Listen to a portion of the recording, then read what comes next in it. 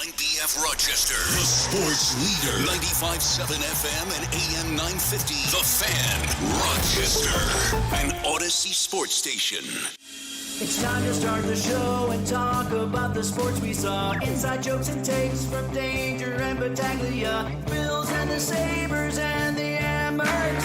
Who gave a microphone to these jerks?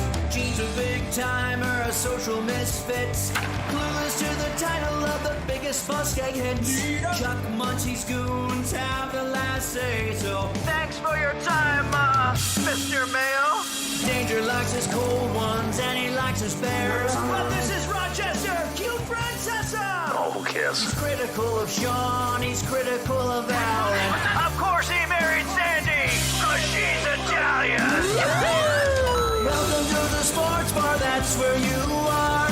Welcome to the sports bar, that's where you are. Welcome to the sports bar, that's where you are. With Danger and Battaglia. Hey, Hardy, good afternoon to you as we welcome you on into Rochester's only local sports talk show. It is a sports bar with Danger and Battaglia. We're glad you're with us and listening along however you may be doing so. 95.7 FM, AM 950. The free-to-download Odyssey app. You can get us on your smart device when you ask it to play 95.7 The Fan. We've even got our YouTube channel up for you at The Fan Rochester. We're streaming there and on Twitch at The Fan Rochester. Maybe it's not the sports bar. Maybe it's the sports meat locker. I'm Mike Danger. That's Gene Battaglia. I'm going to give this 1 week until we start talking about the landlord and saying, what is going on here? Asked Dandalorni if he wanted to hang out. He's like, no, I want to go outside where it's warmer. So I'm like, I can't blame him. Yes, this is, apparently people don't want to hear go outside when where it's warmer. Yeah. When you do the cold plunge on a sub-zero day, the cold plunge actually feels good because the water is warmer than the air temperature. And that's what we're in right now. You think it's cooler in here than it is outside. It's actually warmer outside. We have to get a thermometer. I really want to know, are we just so soft here? We're pretty soft. Well, I mean, it's below 60 in here. Can we agree? I would agree to that. Yeah. So I can't see my breath yet. It's not that cold. But it is that temperature where if you had to stay in this temperature for an extended amount of time, like if you slept in this room, you'd probably wake up with a cold the next day. You'd probably wake up with a pneumonia the next day or something. You're some kind of ailment the next day because it's not a comfortable temperature to be in for a long period of time. Okay. According to Rochester Housing Authority, when the temperature outside is below 55 degrees, which that's it today, heat must register at least 62. Oh, okay. Well, we're teetering. I think we're teetering. We're teetering. We're right there. We're probably, if I had to it's guess. below 62. You think it's below? Oh, yeah. Yeah. Below 62. I'm going to say we're right at that. We're probably like 60. Maybe it is 62. I would say 58, 59. Oof. Yeah, I'm thinking like how I would feel at home.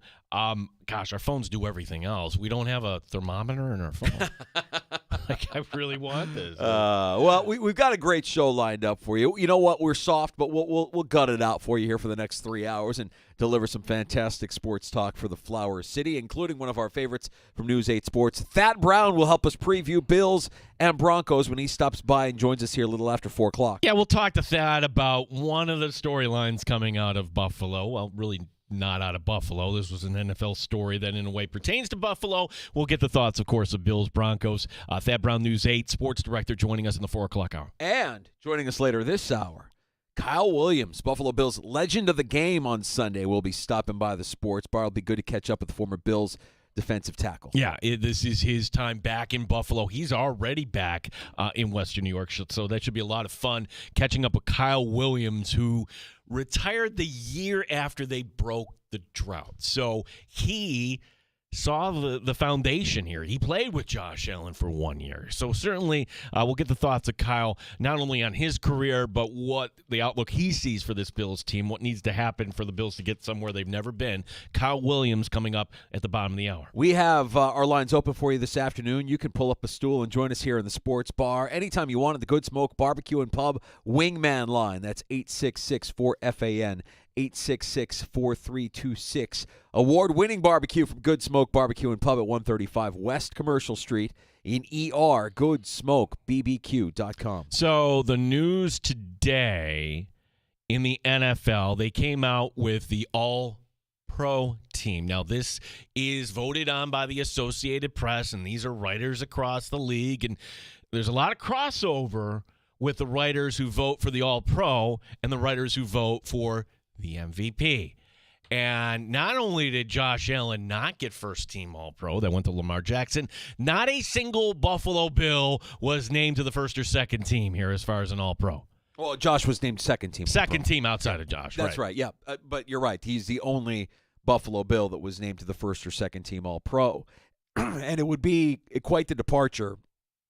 In recent years, it hasn't happened where the winner of first-team All-Pro didn't win the MVP. I'm curious what the Vegas odds are saying right now about Jackson versus Allen in the MVP race. Because I wonder if Allen is still considered the favorite for MVP as he has been for a large stretch here, the back quarter of the season, given the news that today Lamar Jackson was named first-team All-Pro. Because Vegas isn't typically in the business of losing money, and if they've still got Lamar Jackson posted as a plus odds, I have a feeling that they're going to lose a lot of money given what the results of the AP award, the AP First Team Awards were here. Yeah, I'll have that at some point during the segment here.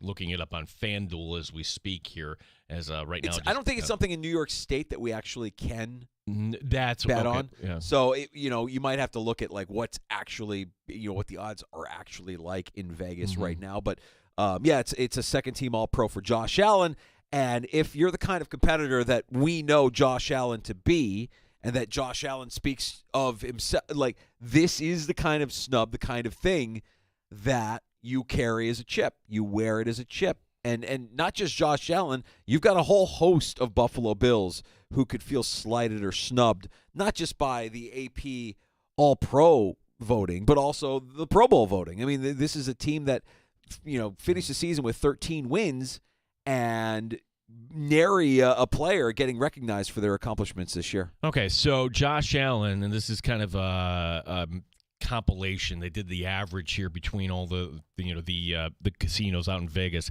Josh Allen, before this announcement, we started today at minus 470. Yeah. Now he's minus 250. Lamar Jackson started the day at plus 320. Now he's at plus 200.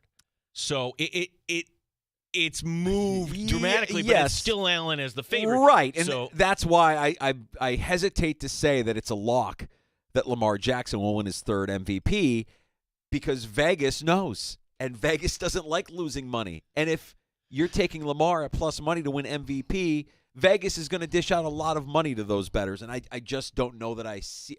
I don't know that I can see it right now. Or is this just the kind of way where, like, if we get tired talking about it, I'm sure if you're an MVP voter, like, you go back and forth, and you just want everybody to be happy. Lamar, you're the first team All-Pro. Josh, you're the MVP. What? Right. What? And at the end of the day, it might not matter because Kansas City will be in the Super Bowl again, right? Like, I mean, it's crazy. It's an individual award, but it does matter to these guys. And I think Lamar, carries a chip, and I think Josh carries a chip. Oh, not just Josh here. I'm going to say today's news is fantastic. It really is. Think about this. A team that's 13-4 has just one guy, and Josh Allen being that one guy. The team you're playing this week has 5, including Patrick Surtain, including Mims, the wide receiver returner there. So, like, the idea that Denver has 5 All-Pros and Buffalo has a 1 on the second team, this whole team should be having a chip on the shoulder. And I'm going to say this, that I think Josh Allen's actually pretty well liked. Can we not all agree in that Bills locker room? I would think that everybody should be offended in that Bills locker room that Josh Allen finished second here and that nobody else is getting any love. Well, the final two, Allen received 18 first-team All-Pro votes at quarterback. Jackson getting 30 of them. The last two actually went to Joe Burrow. Joe Burrow got a couple of those first-team votes at quarterback as well. We'll see. The MVP doesn't get announced until, what is it, before the Super Bowl, right? It's the NFL Honors where they'll announce the official MVP, but now you're allowed to wonder whether or not it will actually be Josh Allen, given that Lamar Jackson got the AP First Team All-Pro. We've got drama in the MVP voting. We'll keep you posted on that. I don't know if you've heard any good opinions on that in the last couple of weeks. It feels like it might be scorched earth at this time. I think so, and yeah. The one storyline out of Buffalo today, so the Bills practice, there's only one guy on the injury report, Brandon Codrington, who we might be like, oh, who cares?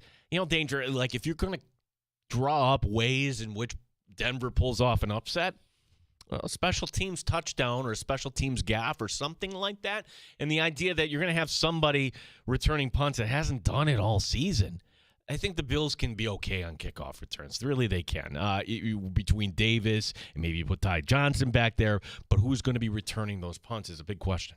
Sean McDermott on the Bills injury report. Brandon Codrington will be questionable. He'll be listed as questionable with the hamstring. We'll see how he does today. Other than that, I think we're in a pretty good spot. Okay, is Jamarcus back with the team today, Coach? Jamarcus had a new baby, and we're happy for him. And I should take the time to add just our prayers that go out to all those in California dealing with what they're dealing with out there. We can only imagine how tough that is. So, but yeah, Jamarcus is back and good to go. That's Sean McDermott earlier with Sal Capaccio on our Odyssey Sports sister station, WGR in Buffalo. Yeah, and that game did get moved, by the way.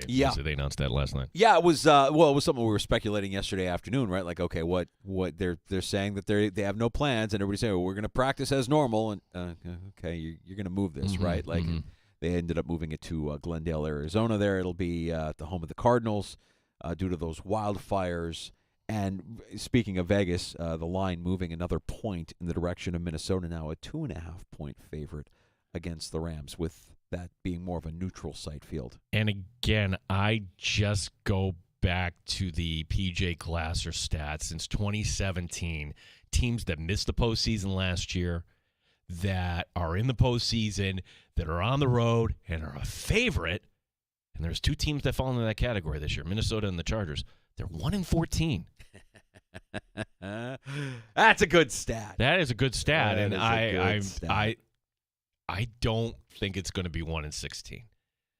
It's hard for me to think that the Chargers are going to charger and all of a sudden lose at Houston, a team that's kind of benefited off of a weak division. Here's a record for you. I was going to bring this up later on this afternoon, but might as well share it since we're talking about records. Do you remember, Gino, the last time a rookie quarterback went on the road in the postseason and won? It's a game we all remember. Woo!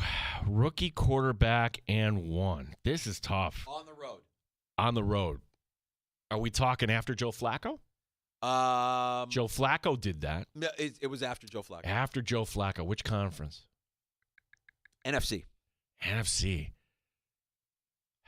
It's not Dak Prescott because that was in Green Bay. I'll give you a hint. Okay. Rookie quarterbacks on both teams in this game. Oh, gosh, that doesn't help. Rookie quarterbacks, both teams. Oh, my gosh. The quarterback that was starting for the home team was a rookie, and the quarterback that went in as the visiting team and won as a rookie as well. 12 years ago, RG3 broke. Oh. Russell Wilson went into D.C. and beat Washington. See, that's funny. Everybody remembers RG3 breaking, and I couldn't tell you who was the opponent that day. That's funny. Yeah, it was Seattle, and Russell Wilson got the win as a rookie on the road the last time a rookie quarterback went on the road in the postseason and won 12 years ago now. So it's been overall, rookie quarterbacks have started the playoff games on the road 22 times in NFL history, 5-17. It doesn't bode well for Jaden Daniels, doesn't bode well for Bo Nix. Give me the Bills, give me the Bucks. I mean, that stat's pretty one-sided as well. The Bucs they've been entertaining, but they're going to keep Washington around in that game. And therefore, I mean, if Daniels is still doing his thing in the fourth quarter, I'm not worried about this game. You had it this morning, 28-17. I'm going to pick the Bills in this one. I'm going to say they get to an even 30. So I say 30-13 Buffalo. I think that it's one of those games, maybe you get a touchdown late, but the things you can attack the Buffalo Bills, I just don't think Denver's very good offensively in those areas, meaning running to the outside, running backs catching passes on the outside, taking advantage of the safeties. They don't have any tight ends in Denver. Bo Nix will make some plays, but not enough, and I think the Bills will win this one. It's a good spot for Buffalo because the Bills will win this one, and nobody in Denver, nobody in that Denver locker room is going to feel terrible about what they accomplished this year. Yeah, I get that. I think Sean Payton does have Sean McDermott's number to a point. They know each other well. Like, I'll always remember the game before the legend of Nathan Peterman when the Saints came into Orchard Park at Drew Brees, and they were a good team, and, man, they just destroyed the Bills. It was complete and utter failure by the Bills that afternoon. What I remember is like the Saints didn't let up. No. It's like that was Sean Payton. Like, yeah, Sean Payton doesn't care. And you can look back to last season as well. And I would say that this Broncos team this season, more talented than last season's team, obviously. Quarterback play probably similar in that you had Russell Wilson playing out of his mind that game. I mean, a pass to Cortland Sutton, that touchdown reception was otherworldly against the Bills last year. And I think it's going to take those kind of plays for Denver to keep it close. The Bills at home with everybody behind them are going to find a way to win this game on Sunday. I go 28-17, but it wouldn't shock me if it's kind of similar to what that game was against the Colts a few years ago, where it's like, all right, we got through, but it was a little too close for comfort. Man, I know it's cliche, but if the Bills can do what they've done all season and take away the ball, get those takeaways like they've done successfully for the majority of the season, that's the difference to me. And I don't think Denver's going to do that. I'm going to say full stop with the Colts comparison, and here's why. The last time the Bills won a playoff game before that Colt game, you have to go back to Jim Kelly as the quarterback. Yeah. So that was a team that didn't know legitimately what to do correctly in the postseason. So it was a team still finding its way. This Bills team, I don't think is going to panic. The crowd will be up, and if this game somehow is scoreless after the first quarter, or maybe Josh makes a mistake in the first half, you know what? Just resist the temptation to tweet about it or just complain about it or something. Because I can't wait for that massive overreaction. Just how I kind of saw in last night's game from versus that. Oh. Fantastic, by the way. College football semifinal last night. Notre Dame getting over on Penn State. A lot can be said of Drew Aller. A lot can be said of James Franklin. Today, the aftermath, Abdul Carter declaring for the draft. He could be a top 5 pick come April. He is fantastic. He is an animal. He's fantastic. That 2-yard run by Jeremiah Love might have been the best touchdown run of 2 yards or less that you're ever going to see. It was just remarkable. But what are we going to remember? We're going to remember this poor Penn State quarterback melting down on a national stage. Drew Aller really, at a time where you have the game ready to go, you can win this game just making a poor decision, throwing the ball late in the middle of the field, an easy pick for Notre Dame, and they end up kicking the field goal for the win. So you feel bad for Drew Aller, but neither quarterback really played well in that game. It was not a well-played game at the quarterback position. No, you had 2 interceptions in the end zone by Notre Dame overturned because of PI. Yep. One was like, oh, really? We're going to call that? One was actually defensive holding, but the other one was PI, but not by the guy who actually made the interception. But I'll go back. See, this is the thing about Franklin, Danger. Okay, I get it. It's a big game, and you play low-scoring games and take the points when you come. I hated that decision just to kick a 20-yard field goal. Okay, that to me sets the tone right there. Okay, you're up 3-0. No, why don't you have a little trust in your defense and try to punch this in? Because you left your offense with a terrible taste in their mouth. That third down play, sure, it was a drop, but Aller throws it right at the ankles. That set the tone for me for Penn State. And yes, they were leading at halftime, but I'm thinking this team is a little tight here. And if you just look at the coaches, you'd say, well, Freeman made adjustments at halftime, and Franklin wasn't able to adjust to the adjustments that Notre Dame made. And they rattled off, I want to say, 17 unanswered before you had the scoring explosion there in the fourth quarter.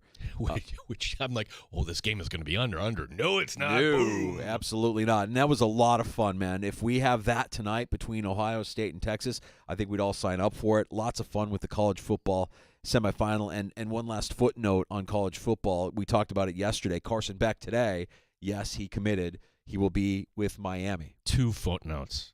Kyle McCord is leaving Syracuse. Saw that as well. Yeah, so Kyle McCord is entering the NFL draft, where if you're a Cuse fan hoping for year number 5, I can't blame him. No. He might go at the end of the first round. He's so good. Well, can you blame him? Because is he going to do that, be able to do that again? Because can his stock do anything but go down if he stays in college football? Well, it's being reported, Danger, that it could go down, but if you're just saying who's going to pay me the most today, it's reported that $4 million is going to go to Beck in Miami, which sounds about right. But when you do the comparison, that the base salary this year for Will Levis was $950,000. and as an added note on Carson Beck's decision to transfer from Georgia to Miami, are you familiar with the Cavender twins? I am. He's dating Hannah Cavender of the Hurricanes women's basketball team. Some guys have all the luck. Yep. So Carson Beck, getting recruited more than one way to become the quarterback of the U, and he will be looking to light up the ACC next season, improve his draft stock, as McCord did this year. I mean, that's a good strategy for McCord, and let's see how it plays out for him in the draft. But he's going to leave Syracuse you put him on the Mount Rushmore of Syracuse quarterbacks for the season he had.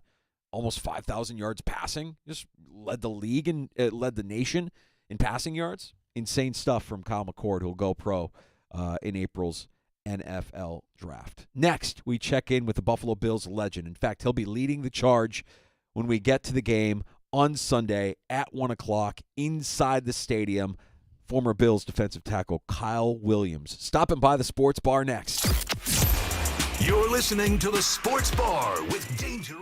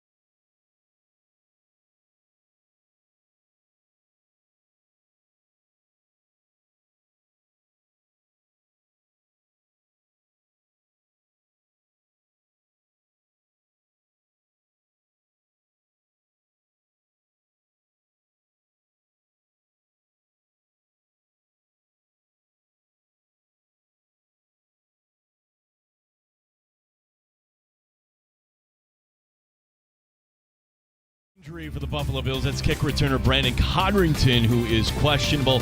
And Coach Sean McDermott says whoever it is, they'll be ready. I feel good about it. I do feel good about it. Obviously, if Brandon can't go, the person, whoever's in there, is going to be getting their first experience of doing it this season at least. But we'll see if Brandon can go. Bills and Broncos, 9 a.m. for our pregame coverage on Sunday. Coming up next, we're going to talk to the legend of the game, Kyle Williams, joining us here on the Fan Rochester. Hockey tonight, it's the Amherst hosting Utica. Coverage will begin at 7. RIT tonight playing in Buffalo against Canisius. Syracuse quarterback Kyle McCord has declared for the NFL Draft. One day after leaving Georgia for the portal, Carson Beck lands in Miami. Gene Battaglia in the sports leader, 95.7 FM and AM 950, the Fan Rochester. Neat or on the rocks? It's the Sports Bar with Danger and Battaglia on the Sports Leader, 95.7 FM and AM 950 The Fan, Rochester. Everyone's a little bit different. You're fortunate when you're able to get in the playoffs for so many years, even before coming to Buffalo. Very, very grateful for it and the experience that comes from it. And really looking forward this weekend to a great environment, being in front of our fans, being able to share this experience with our fans at home here in Orchard Park. It's not just a football Friday. It's a playoff football Friday in the Sports Bar with Danger and Battaglia as the postseason gets underway. Tomorrow, the Bills take the field against Denver, Highmark Stadium, Sunday at 1 o'clock. And your legend of the game, leading the charge, joining us now in the Sports Bar, former Bills defensive tackle Kyle Williams is back in the Sports Bar. Kyle, it's great to have you on. Welcome back to Western New York, and we know you spent some time around the team today. I think there's video circulating of you and Sean McDermott working on your wrestling technique. Can you talk to us a little bit about that? Not with me. He was my son. My oldest son is wrestling, and I know that you guys have spent some time with Coach McDermott and know his history. Like, if you want to get him sidetracked off of football, all you have to do is bring up wrestling, and that's what they were doing on the sideline before practice today, was working on a few wrestling moves, trying to get him right. Man, funny how time goes by in the blink of an eye. You're mentioning your son, and Kyle, I enjoy the clip that makes its way every New Year's Eve because Bills fans on social media will share the clip of just the celebration of breaking the drought. And you're right at the center of that, and I love your reaction and that moment that you got to share with your boys. If you can just kind of take us back and what that actually meant to you after just a tenure where finally you worked toward a goal and it was achieved. Well, I think the great thing about that video, there's a couple things really, is that we obviously get to look back and enjoy it as a family because it comes up a lot, over the course of time when you get further and further away from things. Maybe you don't remember them as vividly, and having a chance to see that every year when it comes up is a lot of fun, and it's really awesome. And I think the reason that it's become so popular, or that I think that everybody within a 200-mile radius or anybody that wears red, white, and blue probably had the same reactions. It could have been with their kids, with their wives, husbands, friends, whatever it is. I think it resonates because it was a reaction that all of us had. It was like a weight being lifted off after so long of trying to make things happen and or waiting on them to happen or pulling for them to happen, and for that to happen that way. And in that moment, there just happened to be a camera there and got it on video. But I think it resonates with everybody because a lot of people had the same exact reaction.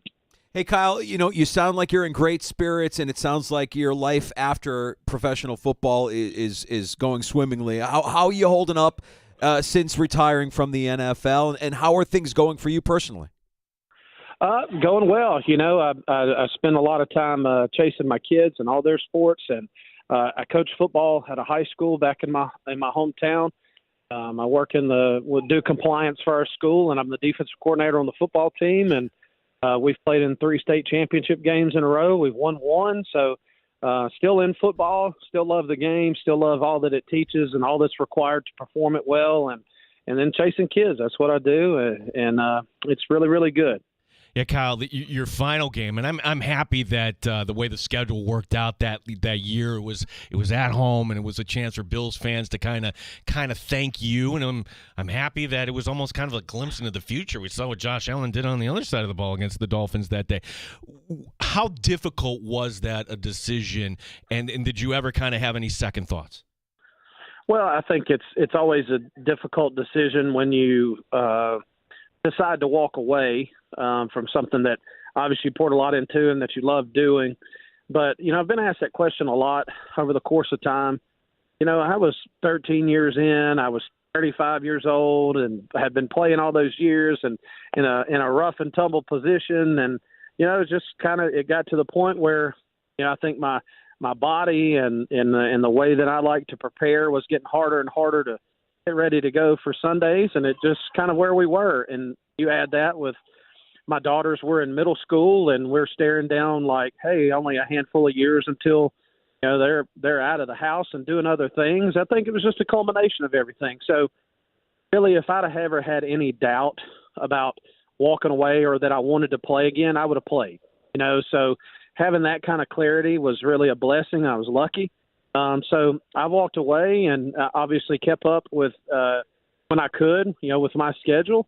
But as far as wanting to come back and play, it really hadn't crossed my mind. Kyle, what about keeping up with what the team has been doing since you retired? Are you spending time watching games on Sunday? Are you watching them when you have time during the week? Are you following along with what's happened with this team since your retirement? Because it feels like a complete reversal of fortune from where the Bills were for many of the years that you were here to where they are now, where they've kind of assumed this dynasty role of, in the AFC East at least, of just owning the division.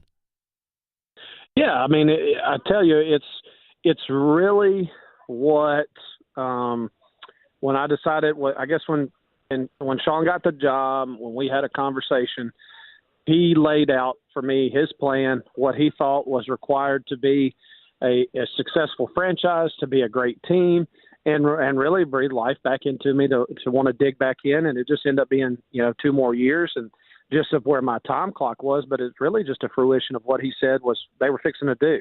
And everything that he said they were going to do, they've done. They've performed.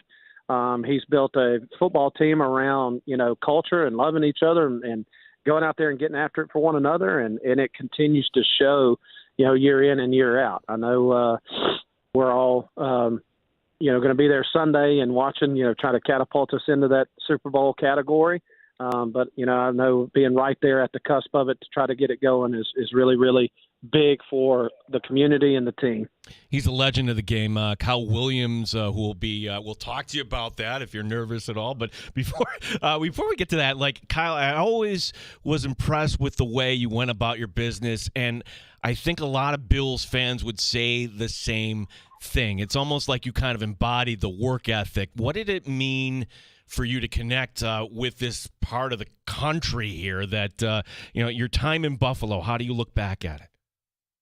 Well, I'll say this. We came back this week and our whole family is here. And, our girls, and in particular our older 3 who really grew up here, the 2 younger boys are a little young, but the older 3 have referred to this as, hey, we get to go home. They've used the word home, and you think about it, my oldest is 17. We left here. She was, 12 years old. So she grew up here, and, we came, and we really did too as a family. I got drafted here, moved here at 22, no kids, and left at 35 with 5. So that's quite a vast time range. So being able to come back and be here and be in this community that meant so much to us as far as like raising our family and then playing football here, I think that I've said it before in interviews, is like, you're in a place that celebrates grit as much as they celebrate talent. Like the guys that they know are going to load up and go out there and get after it and give it their all, like, are celebrated as much as these, high draft picks. I know production is celebrated, but like somebody plays that type of way, I think it's really, really appreciated here.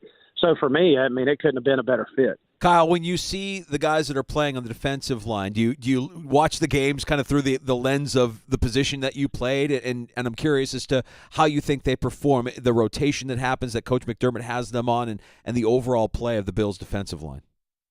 Well, what's funny is, I evaluate football and coach football all the time now. So it's funny when I turn on a game, like if I turn on and if I'm watching the Bills play, I watch the ball just like all the fans do, right? I'm not like watching, say per se like Ed Oliver and go, like, man, he really did this well, or he really needs to do that better. Like when I don't have to work at it to do those things, I literally turn the TV on and like I watch the ball like everybody else does, and ooh and ah at like Josh spinning around and jumping over people and doing this and that. So I haven't been in the evaluation phase when I don't have to be. What is this week like for a player? Kyle, you got to one playoff game. That was the game against Jacksonville. In what ways is it different, or is it in some ways really not different at all getting ready for a playoff game? I think the process leading up to the game has to be the same. Obviously, the coaching staff and the players, they have a process to, go through the work week, whether it's different situations, different scenarios, different down and distances, to get prepared for what they may see during the game. And then, so you've got a successful process that you've, kind of groomed throughout the year. So you try to stay through that for your preparation. And then obviously, getting out there in your playoff game, whether it's on the road or if it's home, you're going to get a bit amped up. You're going to be excited. You may play 2 or 3 plays and be out there like, oh my God, why am I so tired? It's week 25 of football. I'm in shape. Well, your heart rate goes through the roof. Your mouth is dry. You've got all these things going on. And just knowing and being comfortable of knowing, all right, I've put the work in. I'm just really excited. I'll settle back into this. So I think at a large portion it needs to stay the same because you've been successful with that. And then understanding, like within the game, like there are surges in big games, whether it's theirs or whether it's ours. But it's the team that'll settle in and execute, down in and down out that's going to win the ball game. And Kyle, what do you think of the Bills' opponent here in Denver coming in? We talked about the drought that you were a part of snapping with the Bills all those years ago. The Broncos snapping their own drought here this year, getting back to the postseason for the first time since they won the Super Bowl with Peyton Manning. Well, I think a young team, a tough team offensively to defend because of all the different things they'll do from personnel standpoint. Obviously Sean Payton calling plays. I mean, he's going to keep you off balance. He's going to try to keep you guessing, so I think those are the challenges you have with that football team coming in here. And, but I think the great thing about it is they're coming to Buffalo. We've got a team that I think maybe is more of a team than maybe there have been in the past. Is if you watch and you listen to things they say, talk about how they are all together. So I'm excited for it. I think it'll be a good test. I mean, playoff football, it doesn't matter what round it is. These are NFL teams, and none of them are easy. Yeah, Kyle, you never got to have a playoff game at home, and I'll ask you the question this way because the last time we talked to you when you were here in Rochester, that was the Compeer Luncheon, and you delivered a speech on community, and you knocked it out of the park. It was a great job, and this is a different type of public speaking when you're going to be in front of 70,000 plus that are ready to win a playoff game. Have you given it much thought as to what that emotion and what it will be like coming up Sunday? I haven't given it much thought. I assume I'll just go out there and do what it is I've done before and not think about it. But, I think it'll be exciting, I think, to be in the atmosphere again that I haven't in a while and to be back in our stadium. I think there'll be a lot of memories and a lot of feelings that come along with being a part of it. But I think the main goal for us is, as that goes along, is really just to rattle the walls of that visitor locker room and let them know what they're walking into. Yeah.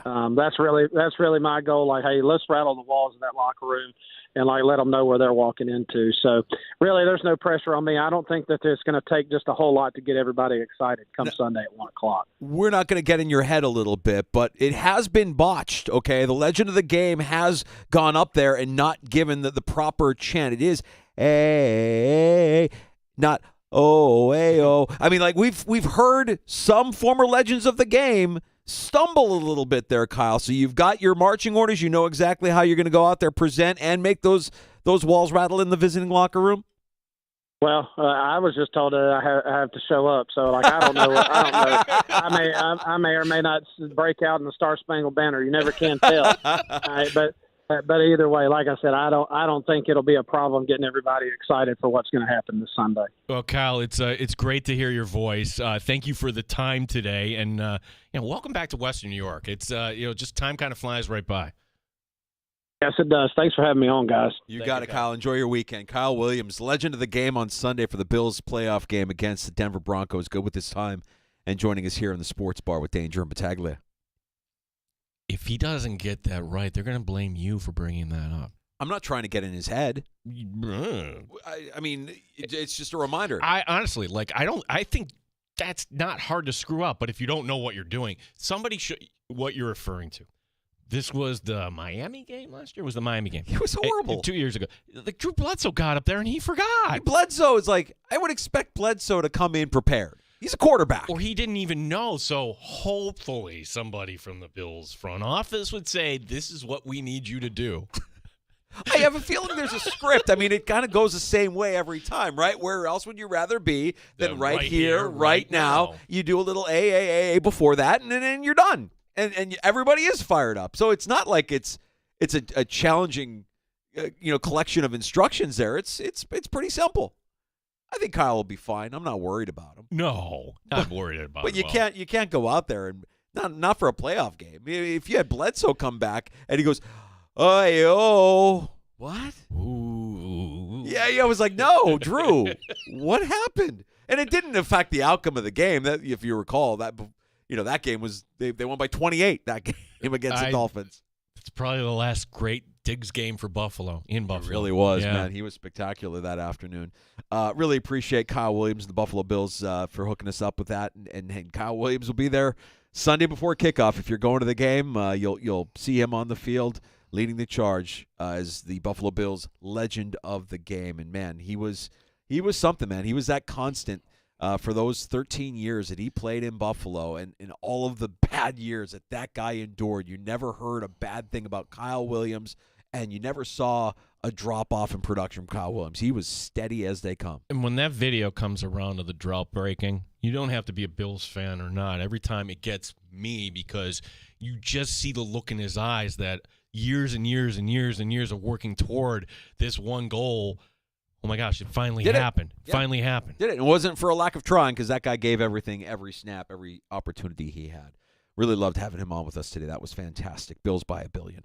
We're going to come back with more next. We got Thad Brown joining us in the Sports Bar this afternoon. He'll be our guest next hour, and we'll continue to preview Broncos Bills coming up Sunday at 1 o'clock, a game you'll be able to hear on the Fan Rochester with our pregame coverage Sunday morning at 9 a.m. We're back with more next on the Fan.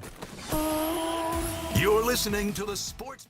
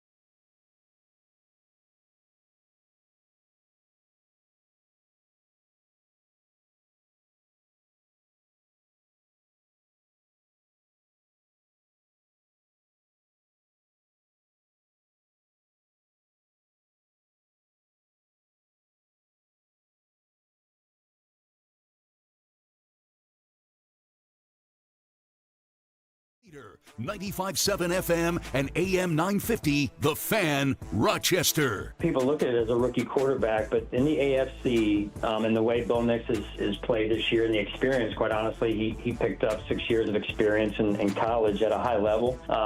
It's high level of competition right from the start of the playoffs. The way their offense has been playing, it's going to be a heck of a challenge for us here. Sean McDermott earlier on our Odyssey Sports sister station, WGR in Buffalo. You're back in the sports bar. It's Danger and Battaglia as we continue to look forward to Sunday afternoon. The Bills hosting the Broncos, Bo Nix versus Josh Allen. Speaking of rookie quarterbacks, the Browns find themselves in a situation here now. They'll be picking at 2 as it stands right now, and it looks like they're going to need a quarterback in 2025. Well, let's just say that even before we got this news, was anybody excited about another go-round for Deshaun Watson? Like, we got to go through this again. Like, if Deshaun Watson didn't have that contract, hard for me to imagine that he'd still be on the roster, but you're willing to try to give it another go. But now that's not even on the table because come to find out I don't know if he re-tore or it's another Achilles tear in this rehab for Deshaun Watson. So now he's out of the picture completely for the upcoming season in 2025. So you have Tennessee at number 1. They need a quarterback. And now Cleveland at number 2. They need a quarterback. I mean, the loser here at Danger, it's the Giants and the Raiders winning meaningless games, now putting themselves in a position that, hey, if you want one of the top 2 quarterbacks, you can't even really trade up here. I just think it's funny that when you look at this quarterback class, if you want to talk about Cam Ward or Shedeur Sanders, certainly Kyle McCord, now knowing that he's going to go pro and be drafted. I mean, you could look at this year's quarterback class, and yeah, I know teams are desperate to get the quarterback, but I just don't know that any of these guys are good. I really don't. I mean, Shedeur seems like that would be a lot of fun, and it would draw a lot of attention to your team. I believe he's good in the way that Jaden Daniels has been good this year. You could that to me is what the ceiling looks like for Shedeur Sanders. Oh my gosh, if you got that, you'd be number 1 you'd be ecstatic, right? He would then he would live up to the number 1 overall pick billing. But I don't know that I don't know that there's an answer for Tennessee or Cleveland or anybody that wants to take a quarterback in the top 5. It feels like that's a reach given what these quarterbacks might actually be. And we got a long way to go. I mean, look, the Bills are in the playoffs, so we don't want to spend too much time talking about the draft. When the Bills were bad, we were talking about the draft in January almost exclusively because we wanted what Cleveland needs and what Tennessee needs. We wanted that quarterback. We wanted to learn more about who's out there. Yeah, but if you don't get one of these guys, what is it you're looking at? You're hoping that Sam Darnold somehow hits a straight, or the Minnesota might entertain your offer. You're kind of kicking around Kirk Cousins. I mean, what would be the other options right now if you couldn't decide on a first-round quarterback for a needy team like the Giants or the Raiders? Yeah, it'll be interesting to see how it all shakes out. I mean, I think Kirk Cousins is a backup quarterback. I think Sam Darnold gets paid to the tune of 4 years, $55 million, somewhere around there if the Vikings are serious about having a franchise quarterback. You have J.J. McCarthy waiting in the wings, and there's no guarantee that he sees the field immediately, but does he really need to see the field immediately? I brought up the Raiders and the Giants. There's a team that's even worse off. What are the Jets doing? Oh. Like, are you going to go ahead, bring back Aaron Rodgers, even though he's kind of making it known? But that's why the more I think about this, Aaron Rodgers is going to play in this league somewhere as a starter next year. It's possible. If he were to go to Vegas, doubtful that that Devontae Adams would go back to Vegas with him, though. So I think that might be. Maybe it'll happen. Yeah, that might be a wrench in the works. Yeah. David Bacteria comes out of retirement. David Bacteria? What are you talking about? Who's David Bacteria? I've never heard of. I'm sure Rodgers is going to want to get Bacteria involved, but you know what? Bacteria is a guy who has been ravaged the last couple of years by injuries. You missed it yesterday. Danger sends me this, this tweet. Mike Francesa has completed his interview for the Jets job, and it had the check mark. Oh, who cares? I'm like, wait a second, this can't be real. Let me check. Sure enough, it wasn't real. Oh, who cares? Somebody just had some fun with Photoshop or whatever it was. I can't believe everything you see on the internet, Gino. You know that. So with Watson and now the second surgery on his Achilles, yesterday to repair it. Expect him to miss, he could miss all of the 2025 season. And if you're wondering, well, what's up with the Browns and that contract, they owe Watson $46 million each of the next 2 seasons. What about his cap hits? $72.9 million for 25 and 26. This is the worst trade in the history of NFL football. Will we ever have something this bad topic? Well, when you consider you handed out the contract. The contract, what you gave up in terms of draft picks and what you got back in return, this is the worst. This is the worst trade in the history of the National Football League. When it's all said and done, I don't see how. Find me one worse than this. I don't even know that it's that close, man. I really don't. I mean, I know everybody could point to the Herschel Walker Dallas, trade. That's the one that kind of built the Dallas dynasty with all those draft picks. Well, Dallas could have botched those draft picks. Could have easily done that. And right. Herschel Walker, I know it's hard to kind of fathom. He was that day's Saquon. He really was. Yeah. He was fantastic. No, he was spectacular.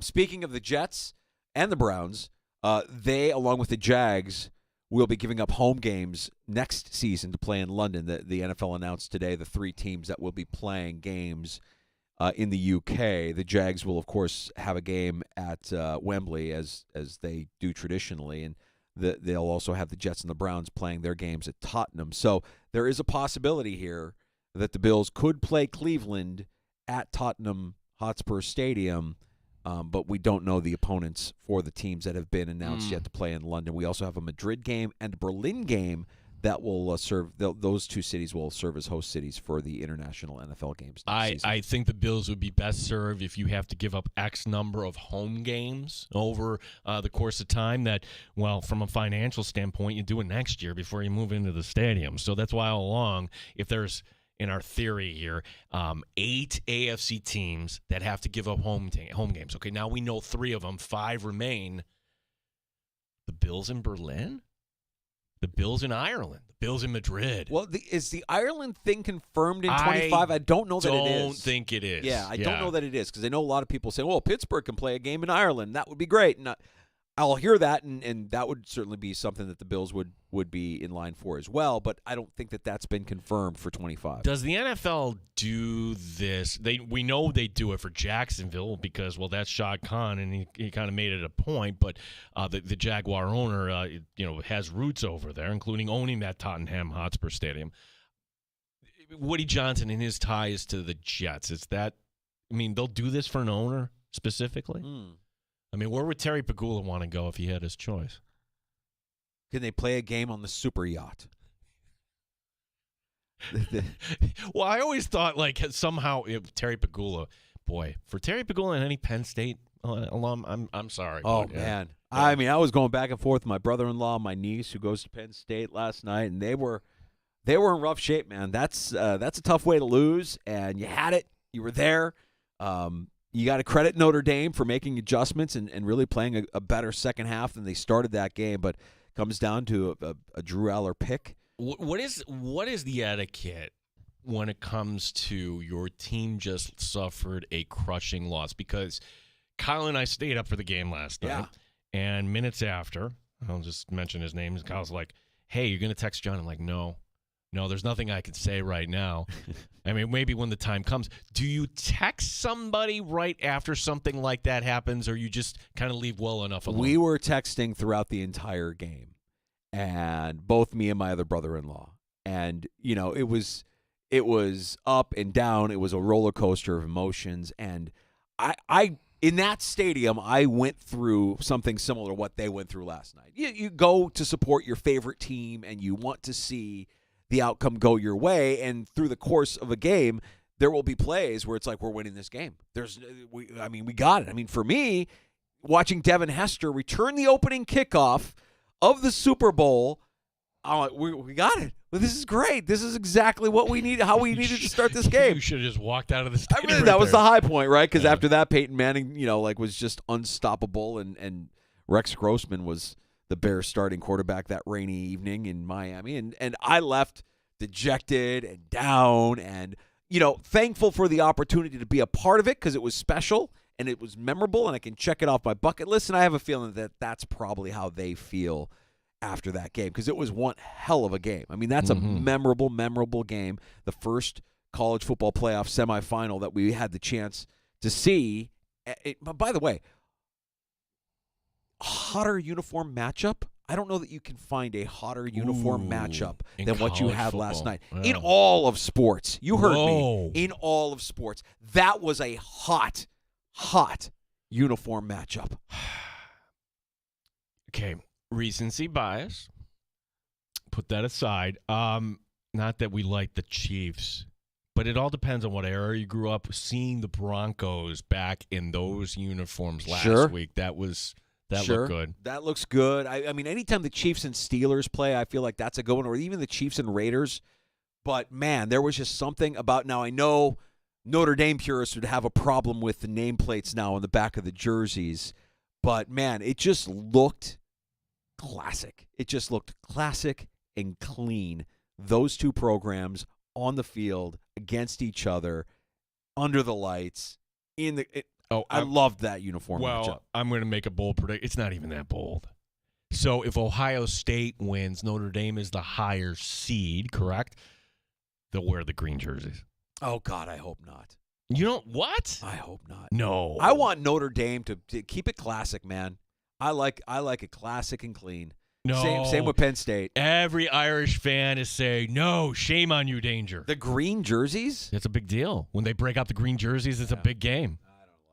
My other takeaway from last night's game, there's only one man who will have me excited if he is named as Chicago Bears head coach, and that is Marcus Freeman. I am head over heels. I am smitten. I want that guy to coach my team in the NFL. I know if you're an Irish fan, you're going to say, you can't have him, and I know we probably can't have him, but, man, I find him to be so impressive. Why would he go to the NFL?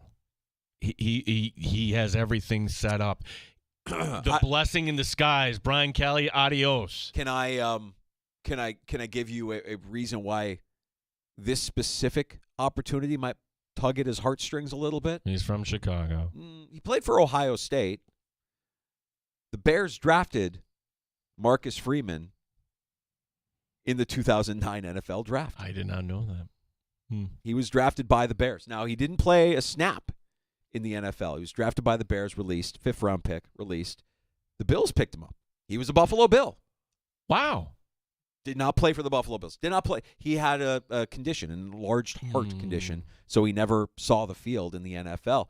But, man, to see what he's done with that program, to see, how he handles this team, this collection of men, you can tell me that the Bears are interviewing everybody under the sun, and it falls on deaf ears. All I care about. When are you interviewing that guy? Tell me you're interviewing him, and I'll get excited. You're not getting the best college coach from 2024. You're getting the best college coach from 2004. Come on down, Pete Carroll, new head coach of the Chicago Bears. I don't want to hear that. I don't want to hear that. And who do you think was more miserable after the outcome of last night's game? James Franklin or... It's a great night to be a Tiger. I'm here with my family.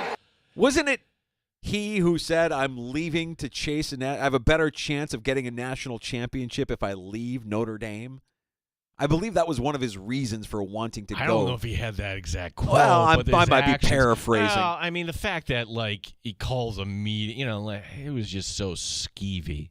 Really skeevy. And LSU and Brian Kelly, I guess I can't blame Brian Kelly for taking the money, but you're not going to – this new landscape, you're not going to see anything like that Well, again. Maybe if he does more videos with recruits, then maybe they'll get closer to the championship game. What I'm going to love is LSU will miss the postseason again, and the seat gets very warm for Brian Kelly. Maybe it's already warm. I don't know, but you have to think about what he left behind when he kind of left that program hanging. It's a great night to be a Tiger. I'm here with my family. Now, danger. Yeah.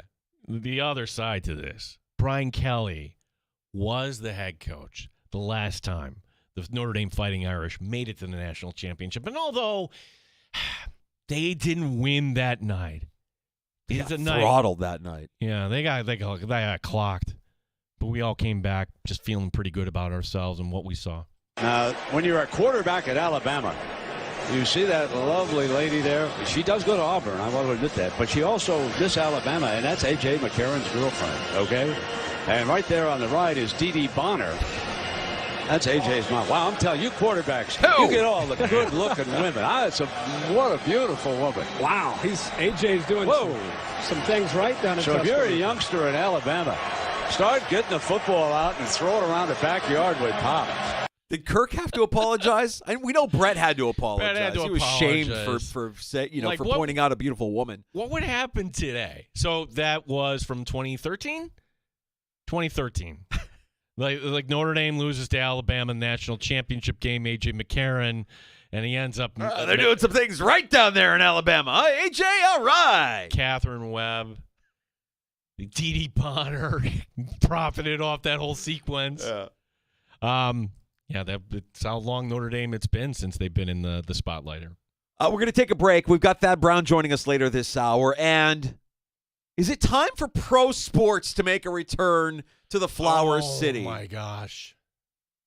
No, I mean, I hear you say all the time, Gino, that back in the day that we had an NBA team. We had an NFL team. You tell me all these things, and I keep thinking to myself, "There's no way. This is a joke, right? You're making things up." Well, look, I guess we'll let this play out, okay? But here's the story: Malik Allen Evans is being challenged for mayor, and his opponent is promising a major league team in Rochester. Okay, we'll dive into this. Is this real? We'll dive into this. We'll get to Thad Brown here before 5 o'clock as well. And we invite your phone calls at 866-4FAN, 585-866-4326.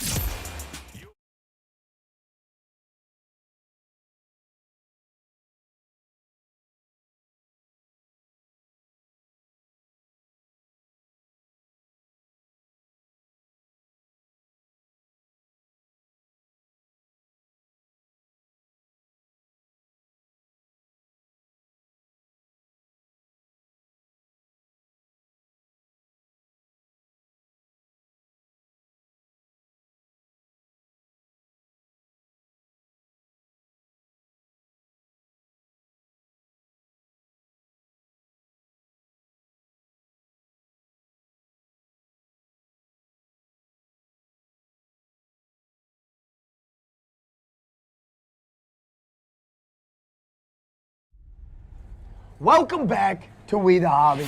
You know what time it is? A little something special today. Oh, Nick. You got a corn? That ain't no corn. What? That's a super corn! Oh, wow.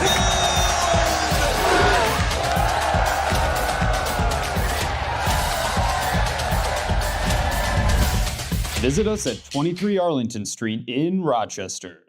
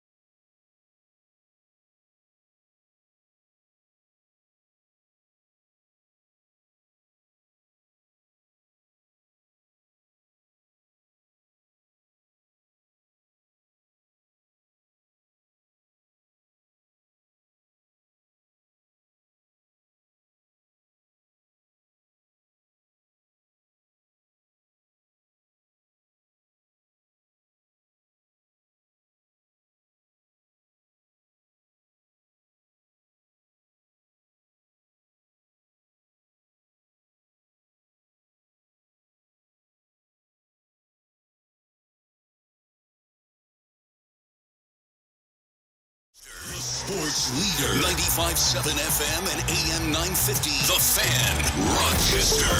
An Odyssey sports station. The Fan, Rochester. Sports update. Just one injury for the Bills. That's kick returner Brandon Codrington, who is questionable for this game. Sean McDermott says whoever's back there, they're going to be ready. I feel good about it. I do feel good about it. Obviously, if Brandon can't go, the person, whoever's in there, is going to be getting their first experience of doing it this season at least. But we'll see if Brandon can go. Bills and Broncos, 9 a.m. for our pregame coverage on Sunday. We will talk to Thad Brown, News 8, coming up later this hour here in the Sports Bar. Hockey tonight in the Flower City, the Amherst. They've won 6 in a row. They take on Utica. Our coverage will begin at 7. RIT tonight, first of 2. They play at Canisius. Syracuse quarterback Kyle McCord is declared for the NFL draft one day after leaving Georgia. Carson Beck lands in Miami. Gene Battaglia in the sports leader, 95.7 FM and AM 950, The Fan, Rochester. The Sports Bar with Danger and Battaglia. Today's Friday. Today is Friday. It's Football Friday. Super Wild Card Weekend Friday. The Bills host the Broncos Sunday at 1 Eastern. Playoffs? You kidding me? Playoffs? Yeah! Go Bills! Oh, yeah. Oh, yeah, folks. Denver's they're okay with being the underdogs. I like the Bills to cover. I think I have this game something like 30-17, somewhere in that range. The Bills should win this game. They've got the better quarterback, the better coach, and the better defense. They should win this game. Mike Danger. I like them to cover against Denver. I think they're a better team, but Bo Nix against Sean McDermott's defense, I think, is going to be a factor. I think turnovers are going to be a factor, shocking, and I think the Bills win this one 28-17. Gene Battaglia. I just don't see this Bronco offense matching Josh Allen and the Bills offense point for point. So it's a Bills win, but by how much this Sunday? 95.7 FM and AM 950 The Fan, Rochester. Wild card, bitches! Yeah! It's not just a football Friday in the sports bar. It's a playoff football Friday in the sports bar. Wild card, bitches! Yeah! We got some Bills wild card football coming up on Sunday afternoon here on the Fan, Rochester. Yeah, we got Ohio State, Texas tonight. 2 games on Saturday, 2 more besides the Bills on Sunday. And then you get the Monday night game, who, if you haven't heard, that has been moved to Arizona, Rams and Vikings. Apparently the Cardinals offering their team charter to the Rams. Well, I've heard enough, Gino. How do we get a pro team in Rochester? Well, because we've got all these pro teams going everywhere, and then we're overdue, right?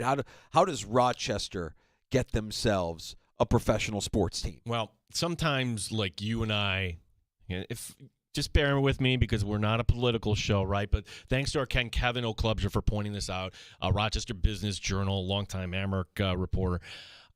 We haven't heard yet if Malik Evans running once again for mayor. He was just at Sandy and Spazzano's. Everything moves too fast. Yeah. Is it every 2 years? I don't even know. Is it every 2 years that you have a mayoral election? It's every 4, I think, right? Again, a little out of my realm. Yeah, okay, I'm out of it. Yeah, okay. So, but I do know this, that Malik Evans, if he's, and I would expect him to, but he hasn't announced it. But we do know this also.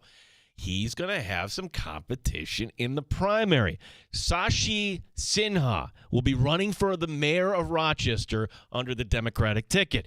He came to our town 15 years ago, and he has some ideas he wants to lead. Look, that's great. Come on to Rochester. If you want to lead, that's fine. Danger, he has some really big ideas. In the section on his website listed under hypergrowth, not just growth, this is hypergrowth. Hypergrowth. Bring a professional sports team to Rochester. Let me do my John Lovers here. Yeah, that's the ticket, a professional sports team. Because, listen, these amateur teams called the Amherst, the Red Wings, and Ajax, these amateur teams, we need a professional sports team. Look, I'm assuming he means major league, okay? And first of all, hey, to Mr. Sinha, get somebody around your team that can point these things out, because when you make a mistake like that, it kind of hurts your credibility. But I digress. Okay, here would be my question, and I might just attend a press conference. Okay, you're going to bring we assume, major league team. How? Yeah, right. How would you go about this? Right. Okay, some of the other things, if you're curious on his agenda under hypergrowth. Okay, hypergrowth. Start large-scale city-run construction. Make Rochester a tourist destination. In addition to small businesses, bring big companies' presence to Rochester. Okay. Eliminate red tape and make it easier for businesses to start and succeed. Bring people back to living in the city. Parentheses, city continues to lose people. Really? Is that a fact? Yeah, and, sunshine and rainbows and cotton candy. I have a coworker who lives in the city. He's had his car broken into, windows smashed twice in the last 6 months. But yeah, we should bring more people back into the city. That's a good idea. Well, that's why people want to live in the city. They want to live in the city so that they could have their car broken into and their windows smashed multiple times over a 6-month span. I mean, that's actually getting off easy. His car wasn't stolen. Can we get control of what's actually happening in the city before we start to say, hey, let's bring people back downtown? Probably this man has a lot of, his heart is in the right place. Of course. But, oh, my gosh, if this guy actually won, what is the actual plan? I don't think that you and I have our hearts in the wrong place when we say it feels like a pipe dream. Like nothing would make either of us happier to say we have a major league team in our city, but we've also been here long enough to kind of know. And professionals, like I look at the Amerks and the Red Wings and the Nighthawks, any athlete who gets paid to perform, they're pro. You're a professional lacrosse player. You're a professional hockey player. You may play in the AHL, but you're a professional hockey player or AAA baseball. You're a professional baseball player. So I think we do have professional sports in our community already. If you're talking about major league sports, and I'm wondering what avenue are you looking at? Is there a professional pickleball league that I'm not aware of that we would be applying for expansion in? Yeah, or I don't know, is Mr. Sinha, are you connected to a billionaire that just wants to do something in a give back? Like the guy who was the owner for the Oklahoma City Thunder, like literally he stole that team from Seattle and moved it to OKC. Yeah. And that barring something like that. Also, what venue would this team play in? We don't have a major league venue in Rochester. The Blue Cross Arena is nice. It's not up to major league standards. Innovative Field is nice. It's a AAA ballpark. Right. We don't even have a soccer stadium. Soccer was like the last hope for this, a major league. Because, okay, there are the four major, but MLS is major. Mm-hmm. I would entertain that. Would somebody – well, no, the MLS is come and gone. Like that is – Oh, they're not coming to Rochester. No, that's not good. Here's the thing. And you've heard me say this. Danger's going to say, yes, Gene, I know we're going to say Division I. Absolutely. Yeah. A Division I basketball team. I feel like every community in the country has something to pull for. Hell, Syracuse has two of them. They have Lemoyne now who made the jump. Yeah. Some are equipped to do it. Some just aren't. So I'm not going to name names, but you know the schools here who could actually do this. And I understand the landscape has changed, blah, blah, blah. It's more difficult, blah, blah, blah, and it costs more money, blah, blah, blah. Some of these schools in our town have endowments that would make your jaw drop. Yeah.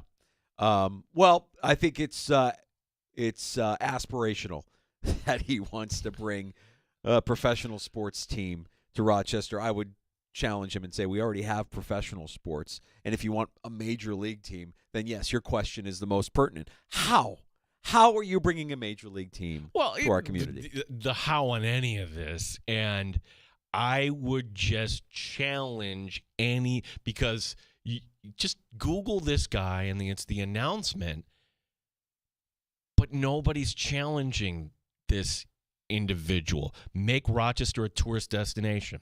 Oh, I have an idea on that. Hear me out, okay? And this is going to sound wild, but bear with me. Have you been to Toronto before, Gene? I have. Actually, I'm on Toronto Sports Radio tonight. Look at you. Yes. Anyways, it's a great city. I love Toronto. And Canadians are so friendly. When you go up there and you bump into them, they always say the same thing. Sorry. If it were a shorter drive, like down to the Finger Lakes, I'd be up there maybe every weekend. But the fact you got to go around Buffalo and up and around, you got to deal with the QEW. I hate the QEW. The Gardner sucks. That traffic sucks. All right, so here's my master plan to turn Rochester into a tourist destination. we get a boat, okay? But not just a regular boat. Well, what do you think of like a ferry? Just No. like the Great Ferry? No. Super ferry? I'm saying a boat that hauls ass. I want a fast ferry. I want a fast ferry that can get us from Rochester to Toronto in, I don't know, maybe we can shave off an hour. Maybe we shave off like a half an hour of what it would take for you to drive there because we're in a fast boat, a fast ferry. And this is where we become a tourist destination. All the fine, friendly Canadian citizens that live in Toronto, they'll come here because who in Canada, who in Toronto wouldn't want to come and visit Rochester? Can you give me reason why they wouldn't? No. You're going to go down this road, Strong Museum, Bristol Mountain. I will not stand for Rochester slander. Look, if we're going to go over that, like I've been, I go to Cape Cod every year. Yeah. And like I went over to Nantucket a few years ago. That might be the last time I ever go over to Nantucket, but I digress. Like they have the High Line. You just go with a smaller ferry, and it's going across the freaking sound there. Right. Yeah, I think that's, I mean, if he's got that in his plan, because you could really make Rochester a tourist destination if you had a boat that hauled ass across Lake Ontario. That way you get more Canadians coming here, spending their hard-earned in our city. That's the ticket. That's what he needs to come up with. If he comes up with that, yeah, easy street, man. It's all gravy for all of us. We're back. We're so back. Fast ferry. Book it. Just took a call offline. Hey, I've got some Nighthawk tickets I want to give away. No, actually. Is that what we do here? No, I appreciate the offer, and I had to hang up. Rule number 1. When you get the phone, it's me. Yeah. Okay, so, like, let's talk a about... lot of radio shows have... You'll hear him say, hey, big shout out to Ryan Hickey behind the glass. Behind the Super glass. producer, Like, so-and-so. I'm listening to Rich Eisen, and he's got an army. 10 guys there. Yeah. So to the caller just called in and said, hey, I've got some Nighthawks. Can you give that away? Number 1, no.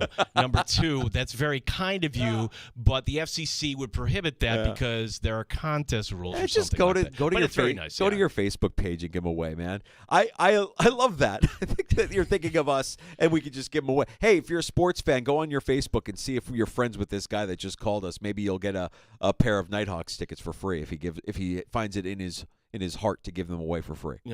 Listen, but on a separate note, like the Nighthawks is one of those things you got to do. It is fun. Of course. And it's Halifax. And it would be so much easier if we had a ferry where fans from across could come from Toronto. Like you would have the Rock. Can you imagine that? Toronto Rock would come to Blue Cross Arena and we get their tourism dollars. Well, look, this poor man, like, it's like, I'm going to run. Like, you. Hey, good luck. Good luck, man. And I'm not trying to be negative. I'm like you, man. I want to walk around downtown. And there are moments where I walk around downtown. I'm like, this is nice. The new plaza over there that they did, they did a great job, right? Like the River Walk. And I'm a big South Wedge guy. Love the South Wedge. South Wedge. I actually, when we had Dan Leberfeld on with us during the holidays, and he was in town before the Jets game, he and I walked on the new Ponderen Bridge. Yeah. Oh, how is over that? the I falls. haven't walked it yet. Man, I tell you, they did a great job with it, but it was only open less than maybe 2 weeks, and there's graffiti sprayed all over the benches already. I'm like, this is why we can't have nice things. So, I'm all for it. Yes, everything sounds great. Can we clean things up a little bit? Can we class it up a little bit? Yeah. That's it. That's all I'm asking for. Because graffiti in less than 2 weeks on this brand new bridge, this beautiful pedestrian bridge that has scenic views, and it should be like one of the destinations if you come downtown. It's already mucked up with graffiti everywhere. Fantastic. Well, clean it up. I had that graffiti take last year, and I was surprised how many people pushed back. Like, that's a form of art. I get the form of art, but this was not a form of art. This was graffiti. This was somebody making a statement. Yes, that was graffiti.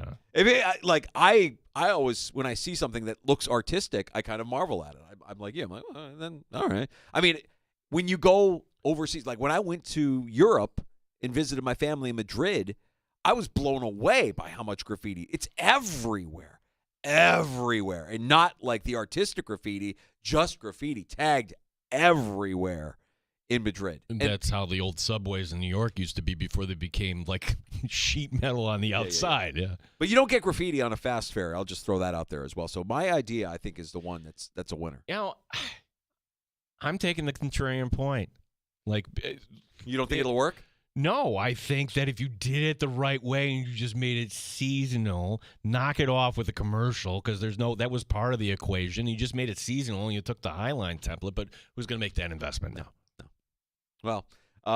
Well, we'll keep tabs on what happens here with the mayoral race and see if anything does indeed change in our fair flower city. But nice gesture there to offer to bring pro sports to our community. Gosh, you remember like we became like because of like the Blue Cross and everything that when it came to the lease and everything that became like a big thing on our show years ago. Well, yeah, because we didn't know what was going on with Blue. We thought the Amerks were leaving Rochester for a moment there, and things got cleared up and everything is cool now.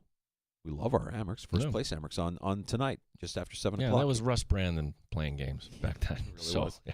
Thad Brown, News 8 Sports. We're going to talk more about this Bills-Broncos matchup coming up Sunday. You'll be able to hear the game on the Fan Rochester. Our pregame coverage starts at 9. Today, the big news out of the NFL, AP first team, second team, third team, all pros announced, and maybe, just maybe, the Bills have a little extra motivation going into this game against Denver. We'll get into it with Thad Brown, News 8 Sports, next on the Fan.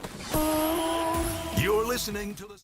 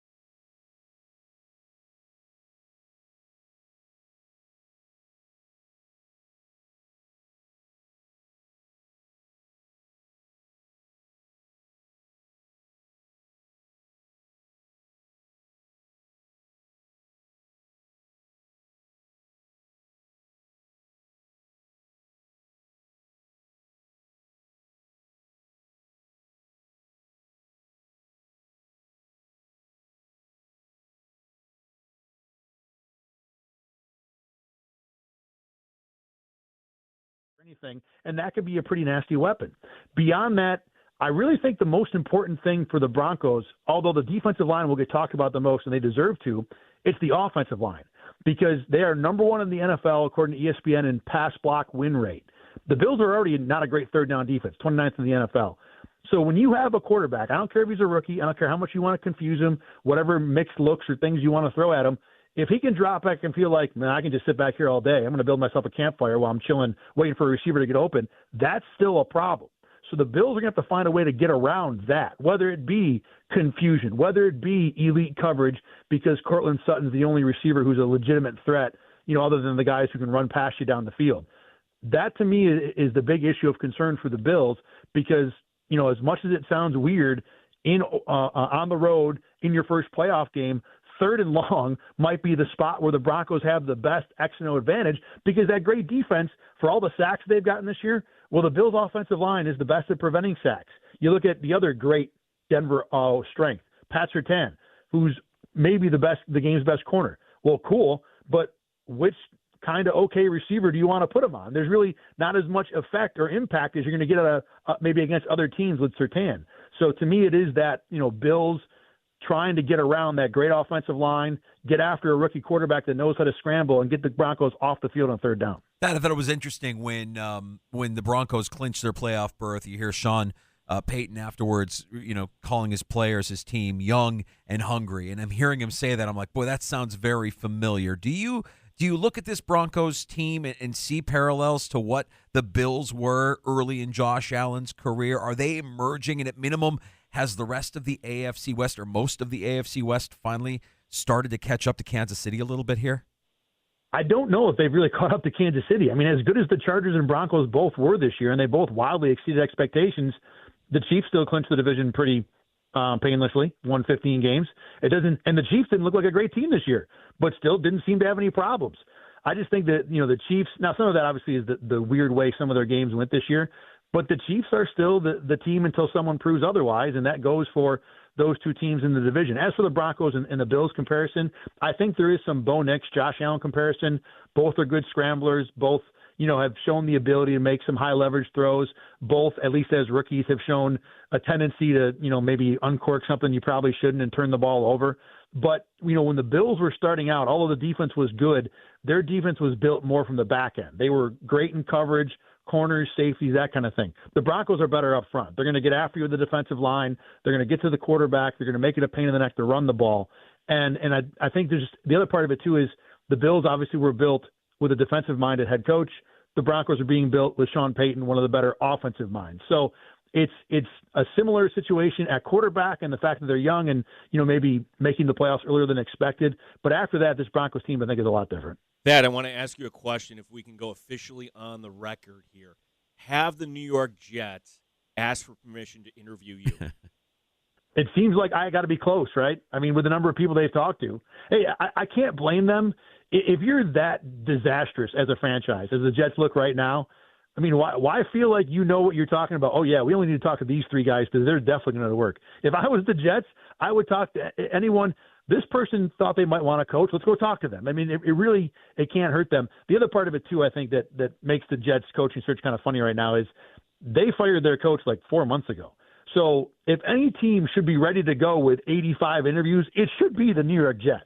So I'm not quite that surprised with the way this has progressed with them the first week. Well, we know one of the names, one of the many there, and there are 4 teams looking for request permission for Joe Brady, Bills offensive coordinator.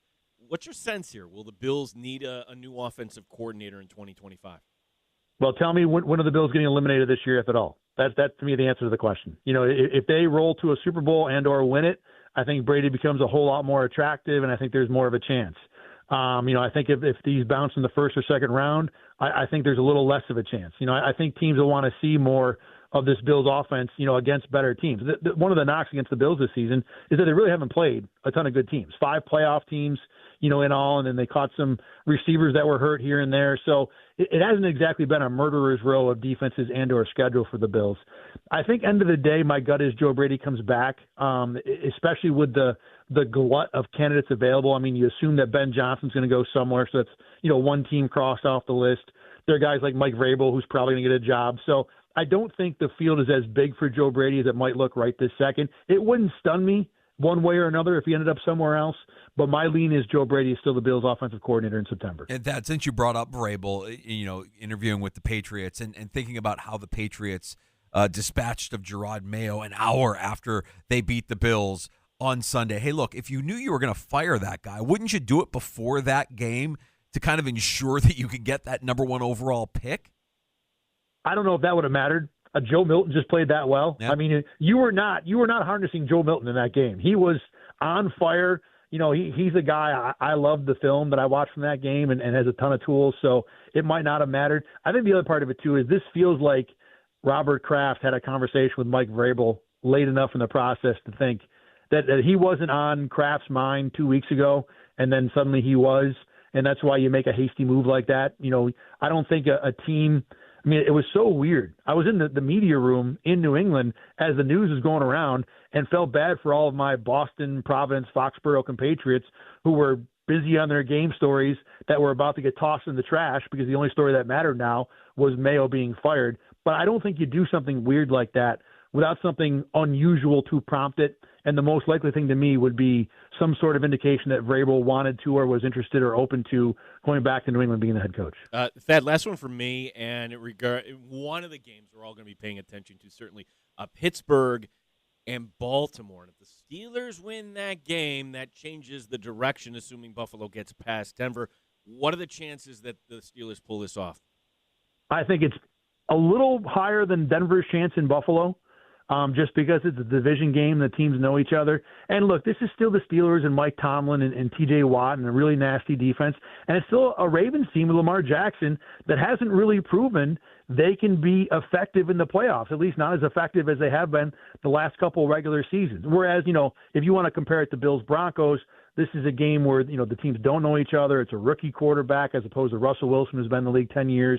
There's a lot of the things that usually cause upsets in the NFL, more of them exist in Pittsburgh, Baltimore than they do in Denver, Buffalo. But I'd still say the chances are about the same because Pittsburgh's offense has just been that bad late in the season. And Baltimore in general, not only is the offense good, but the defense has figured things out late in the year. You would think one way or another the Ravens get over the line. I wouldn't be surprised if the margin in Baltimore-Pittsburgh is a lot smaller than we expect. Like, take Pittsburgh in the points.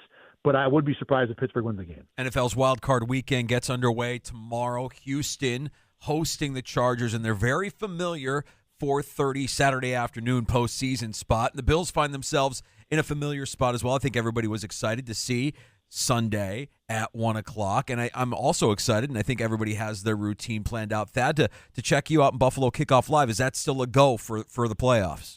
Not only a go, we're expanding. We did an hour last night, 7 to 8, another half hour tonight at 7 o'clock, and then Sunday we'll be back on at News 8 at 11:30. If you're in Buffalo at all, you can watch the first half hour, 11 to 11:30, on the CW affiliate out there. But, not only are we back on, but we are going big and bold for the playoffs. Thad, thanks for the time today, and we'll see you at the stadium on Sunday. Thanks, guys. Thanks for having me on. Appreciate it. There's Thad Brown, News 8 Sports, joining us in the sports bar, Danger and Battaglia. We're getting ready. Wild Card Weekend starts tomorrow. We've got a college football semifinal tonight between Texas and Ohio State. We've got AP All-Pro rosters to talk about coming up next in Happy Hour. Well, I think it's a good thing for the Buffalo Bills, indirectly. It'd be a very good thing for the Buffalo Bills if they play with a chip on the shoulder the way we expect them to. And we'll give predictions as well for Sunday's wild card matchup between the Bills and the Broncos. We have time for your calls during Happy Hour. The 5 o'clock hour is yours at 585-866-4FAN, 866-4326. Welcome back to We the Hobby.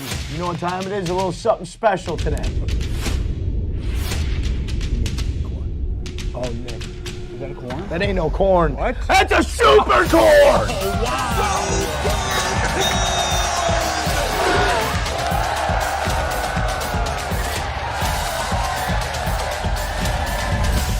Visit us at 23 Arlington Street in Rochester.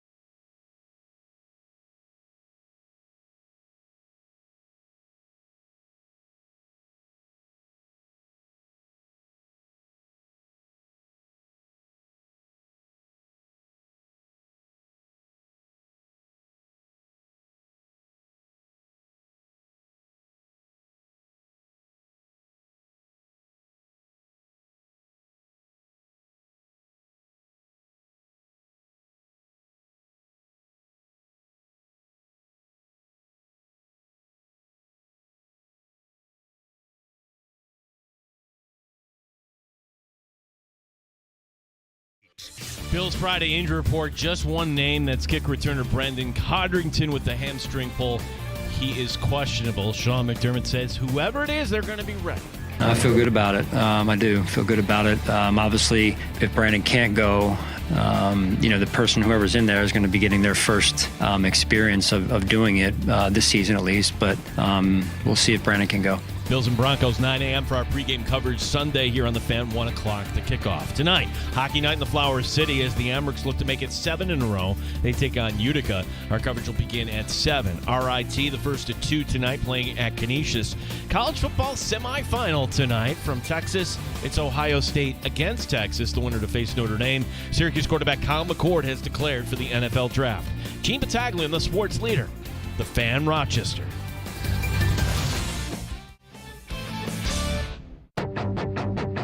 The Sports Bar with Danger and Battaglia. Today's Friday. Today is Friday. It's Football Friday. Super Wild Card Weekend Friday. The Bills host the Broncos Sunday at 1 Eastern. Playoffs? You kidding me? Playoffs? Yeah! Go Bills! Oh, yeah, folks. Denver's they're okay with being the underdogs. I like the Bills to cover. I think I have this game something like 30-17, somewhere in that range. The Bills should win this game. They've got the better quarterback, the better coach, and the better defense. They should win this game. Mike Danger. I like them to cover against Denver. I think they're a better team, but Bo Nix against Sean McDermott's defense, I think, is going to be a factor. I think turnovers are going to be a factor, shocking, and I think the Bills win this one 28-17. Gene Battaglia. I just don't see this Bronco offense matching Josh Allen and the Bills offense point for point. So it's a Bills win, but by how much this Sunday? 95.7 FM and AM 950 The Fan, Rochester. Wild card, bitches! Yeah! Happy hour in the sports bar. Danger and Battaglia. Glad you're kicking off your sports weekend with us here on the Fan Rochester. Appreciate you listening, however you're doing it. 95.7 FM, AM 950, your smart device. When you ask it to play 95.7 The Fan, you can catch up on the sports bar in the free-to-download Odyssey app or wherever you get your podcasts. You can even watch the sports bar on our stream. The YouTube channel, The Fan Rochester, streaming on Twitch at The Fan Rochester as well. Like and subscribe while you are there. Fun afternoon so far with nice conversation with the legend of the game for Sunday, Buffalo Bills legend Kyle Williams, who stopped by in the 3 o'clock hour. Yeah, and Danger kind of saying, hopefully you didn't put the jinx on him, buddy. No, that guy played professional football for, what do you say, 13 years? 13 years with the Buffalo Bills. You think that I'm going to get in his head about screwing up the rallying cry for the Buffalo Bills on Sunday afternoon? He's going to be fine. He's going to be fine. He'll go in prepared. I know I'm just planning on showing up. Somebody will get in his ear and say, all right, here's what we need you to do. You go out there and you go, hey, and then everybody will, where else would you rather be than right here, right now? And everybody is frothy at that point. We're ready. We're ready to go. So, okay. Kyle Williams is a great choice because, one, he hasn't been back. Two, everybody can kind of get into that. Where do you go from here? Divisional round, and then let's just say the Chiefs stubbed their toe in the AFC Championship game is in Buffalo. I'll work my way back. AFC Championship game, you would bring in a golf cart and you would have Marv Levy do it. You'd have to have Marv for the AFC Championship game. How is Marv doing? Do we know what if Marv is still getting around? Well, he needs a walker. I don't even know if he's able to travel, right? And I think this is the summer. What do you mean I think? I know. He turns 100 this summer. Yeah. It's unbelievable. I worry about that. I love the idea. But, if you're watching the college football playoff or any college football on ESPN this season, Lee Corso, it's okay, love Lee Corso, but the guy, you could just tell it's struggle city sometimes. And you don't want to put the guy with that much pride in that position, and it backfires. I wouldn't want it to backfire. I guess that would be my fear of. I agree with you though that the idea is in the spirit. Well, of that is right. That's why I think Marv with a mic. I think people would cut him some slack, but you're bringing the transportation out there for him. Like Kelly's done it, Bruce has done it. I don't think there's anybody on the list that hasn't done it. But you gotta go really big there for the next round. EJ Manuel, let's go. He is on my TV. He's on a lot. Every was it Thursday there? Yeah, he's on it. He's getting his reps. Good for EJ. JP Lossman to lead the charge. Let's go. Here's Trent Edwards, everybody. Yay. Rob Johnson leading the charge. How about the people that left Buffalo? Like Marshawn Lynch. Here you go. Who else? Boy, that Willis McGahee. Step on up. Here's Jack Eichel. Yes, why not? Of course. Let's just keep adding to the list. 866-4FAN, 866-4326. It is happy hour. It is a Friday. We invite your calls. One of our favorites. Brad in Rochester. What's up, Brad? If you're going to have someone do it, and Marv can't for the championship weekend, you bring out Fitz without his shirt. Oh, that's a good one. With his sweater and him going nuts. Yeah, that's a good one. Would work. Yeah, that's a good one. Ooh. I mean, he's probably going to be there without his shirt on regardless. You might as well have him go on the field and get people lathered up. Brad, appreciate that. Yeah, have a good weekend, Brad. He's the one, like no other fan base would own Fitz other than Buffalo. Right. Right, like you would struggle, like, okay, name the 7 other teams he played for. Oh, I'm forgetting 1 or 2. Like, there's no, but if he came out, you're not thinking of him as the ex-Jet and the ex-Dolphin and the ex-Titan, the ex-Texan. Bengal. Yeah. Bengal, Ram. I mean, he started with the Bengals and the Rams before he came to Buffalo, right? Bengals and Rams were his first 2 teams? Rams, Bengals, Buffalo. And then it gets fuzzy from there. Right. I couldn't tell you where you landed after Buffalo. But, yeah, there's a symbiotic relationship there with Fitz and the Bills fan base. I mean, like, we've taken him in. He's one of us. And he embraces that so much so that you don't hear him talk about his time with any of those other teams. It's Buffalo that made him. Buffalo made him and paid him. And so I think there's that kind of give and take where it's like, okay, he's ours. We claim him. This was the first town that said, you're the starter. Because when he came in, it was still, all right, and I forget who the flavor of the month was. That Edwards was a Lossman. It all blends together. But always, okay, you're out of here. I think it was Edwards at that point. And then Fitz kind of took over and started to win some games. Yeah. I welcome your suggestion. I think that one would kill. Brad's right. That one would kill. In fact, you could probably, if it was the AFC Championship game, if it does somehow end up in Orchard Park, that maybe that's the card you play. Maybe that's the card you play because you have to figure he's not going to have any Amazon duties that weekend. He will have Amazon duties this weekend. But if you brought out Fitz and without his shirt on, and it would be epic. Well, no, he comes out with a coat and then just rips it off, and then he's shirtless there. That's right. Gosh. Matt and Henrietta joining us. What's up, buddy? Haven't talked to you in a while. How you doing? Are you guys doing all right? Happy New Year, by the way. Yeah, thanks, bud. Yeah, we're great. All right, so you mentioned like special things like Marv Levy coming out, whatever. But I was thinking like if they were to somehow host the AFC Championship, if Kansas City was to fall and they were to get past, Baltimore, why not have in the fourth quarter the lead singer of the Killers come out to do Mr. Brightside? Ooh. That's the reaction you're looking. The Bills. Yeah, I told you earlier think, in the week when I think that I hit master stroke when I meant to hit the ding. There it is. Yeah, that's a good one. That is a good one. They have the money to bring him in. It's not like you need the whole band.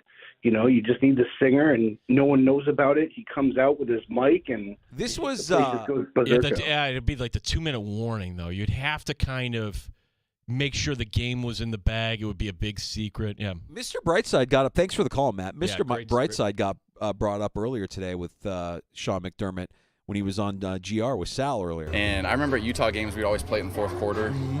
And I was just like, I wish I could play like Mr. Brightside right now. And he's a big fan of it too. So I don't know how it got arranged, but somehow it all got constructed and it got played either that week or the following week. So you were less of a Killers fan and more of a this is what we did at Utah kind of thing? Yeah, I mean, the Killers are from Vegas, so it kind of works out being from Vegas. But, yeah, I've never been to a concert or anything, but that song's definitely a hit. They got a couple good ones. So now that you're doing it every game, how much of a say do you guys have in when it's played, how it's worked out, that kind of thing? I don't want to say we discuss on the sideline, but we're definitely aware of certain situations that can be played, so we try to put ourselves in a good spot to where. Yeah, that's. I wanted to say that must be Connor. No, that's Kincaid. I want to say that's Kincaid. That's Kincaid. Yeah, because it's Kincaid and Knox that love the song, and it's not. The story is that this was played at Knox's wedding. Everybody went nuts. Have you been to a wedding of a millennial couple? in recent years, Gino? I have not. Mr. Brightside is a staple now. Yeah. It is if you go to a wedding. One of our coworkers got married a couple of summers ago, and I was there. And when I heard it come on, I'm like, well, this kind of feels weird. It's not really a song you can dance to. It's not really a dance song like when the DJ plays it. But, man, everybody gets up and sings that song. It's an anthem. It's become an absolute wedding staple. And in terms of Buffalo, with all these wins, it's become the TV timeout. You don't play it until you're calling game. Mm-hmm. So if, let's say it's a tie game at the 2-minute warning, you're not going to hear that this week. That would be in bad form. It's become what, not necessarily what Renegade is to the Steelers, but it is something, right? It's become a thing this year. I kind of like it, even though we weren't the originators of it. I mean, Michigan's been doing it for a couple of years, but it's fine. I mean, like we can claim this as ours in the NFL and have some fun with it. Well, it's also like it just kind of fits with the Bills fan base, meaning, sure, they have Renegade in Pittsburgh, but you have this college-like atmosphere in Buffalo. College-like atmosphere, and the song's, uplifting and makes you think that you can actually get over that hump. I like it. Yeah, and for anybody that dumps on the song, I don't know. Who's dumping on that song? Oh, John Warren and others on. Oh, yeah. No, I don't like that. I don't like that at all. Come on, have some fun. Don't take yourself so seriously.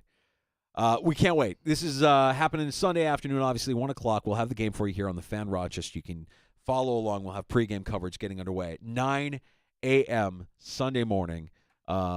Super Wild Card Weekend gets underway. Tomorrow afternoon, it's the Chargers visiting Houston in the 4:30 window, and then in prime time, on Prime, Steelers traveling to Baltimore to take on the Ravens. We're going to be paying attention to that, obviously. If the Ravens win, you're going to see them in Orchard Park. If the Bills get over on the Broncos in that early window on Sunday.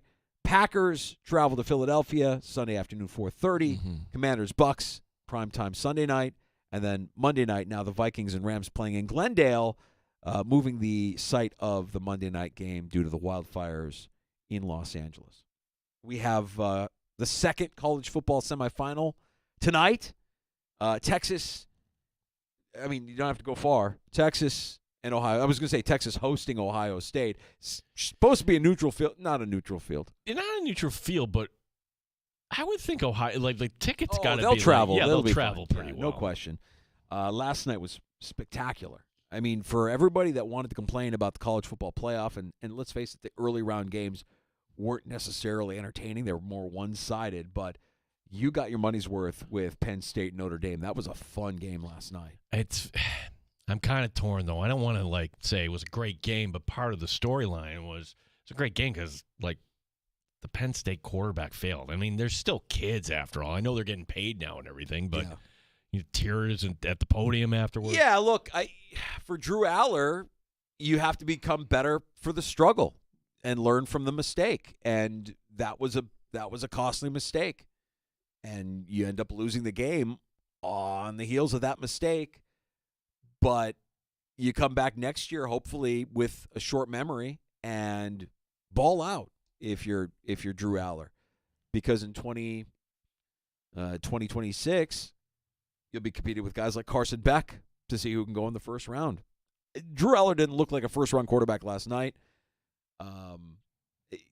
Neither quarterback had a particularly good game last night. No, and I thought it could have been much worse. I thought, boy, did Penn State get some breaks there? Because the first call, defensive holding, all right, yes, there's a little tug there, but that ended up negating an interception. Second one, okay, that was PI, but you didn't need the PI there to make the interception. The guy who intercepted the ball wasn't the one who committed the pass interference. That's right.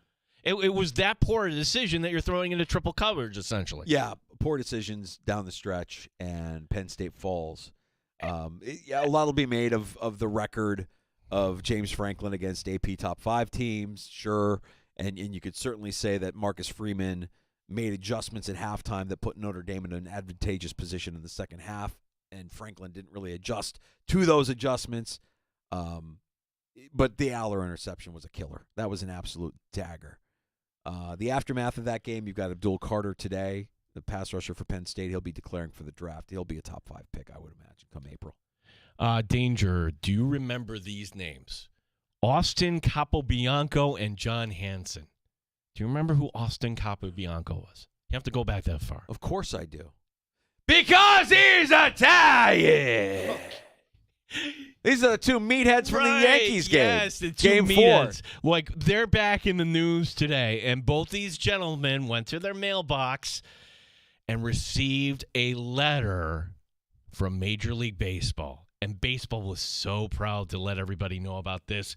Here is in read in part. Based on your conduct, Major League Baseball is banning you indefinitely from all MLB stadiums, offices, and other facilities. You are also hereby banned indefinitely from attending any events sponsored by or associated with MLB. Please be advised that if you are discovered at any MLB property or event, you will be removed from the premise and subject to arrest for trespass. I love it.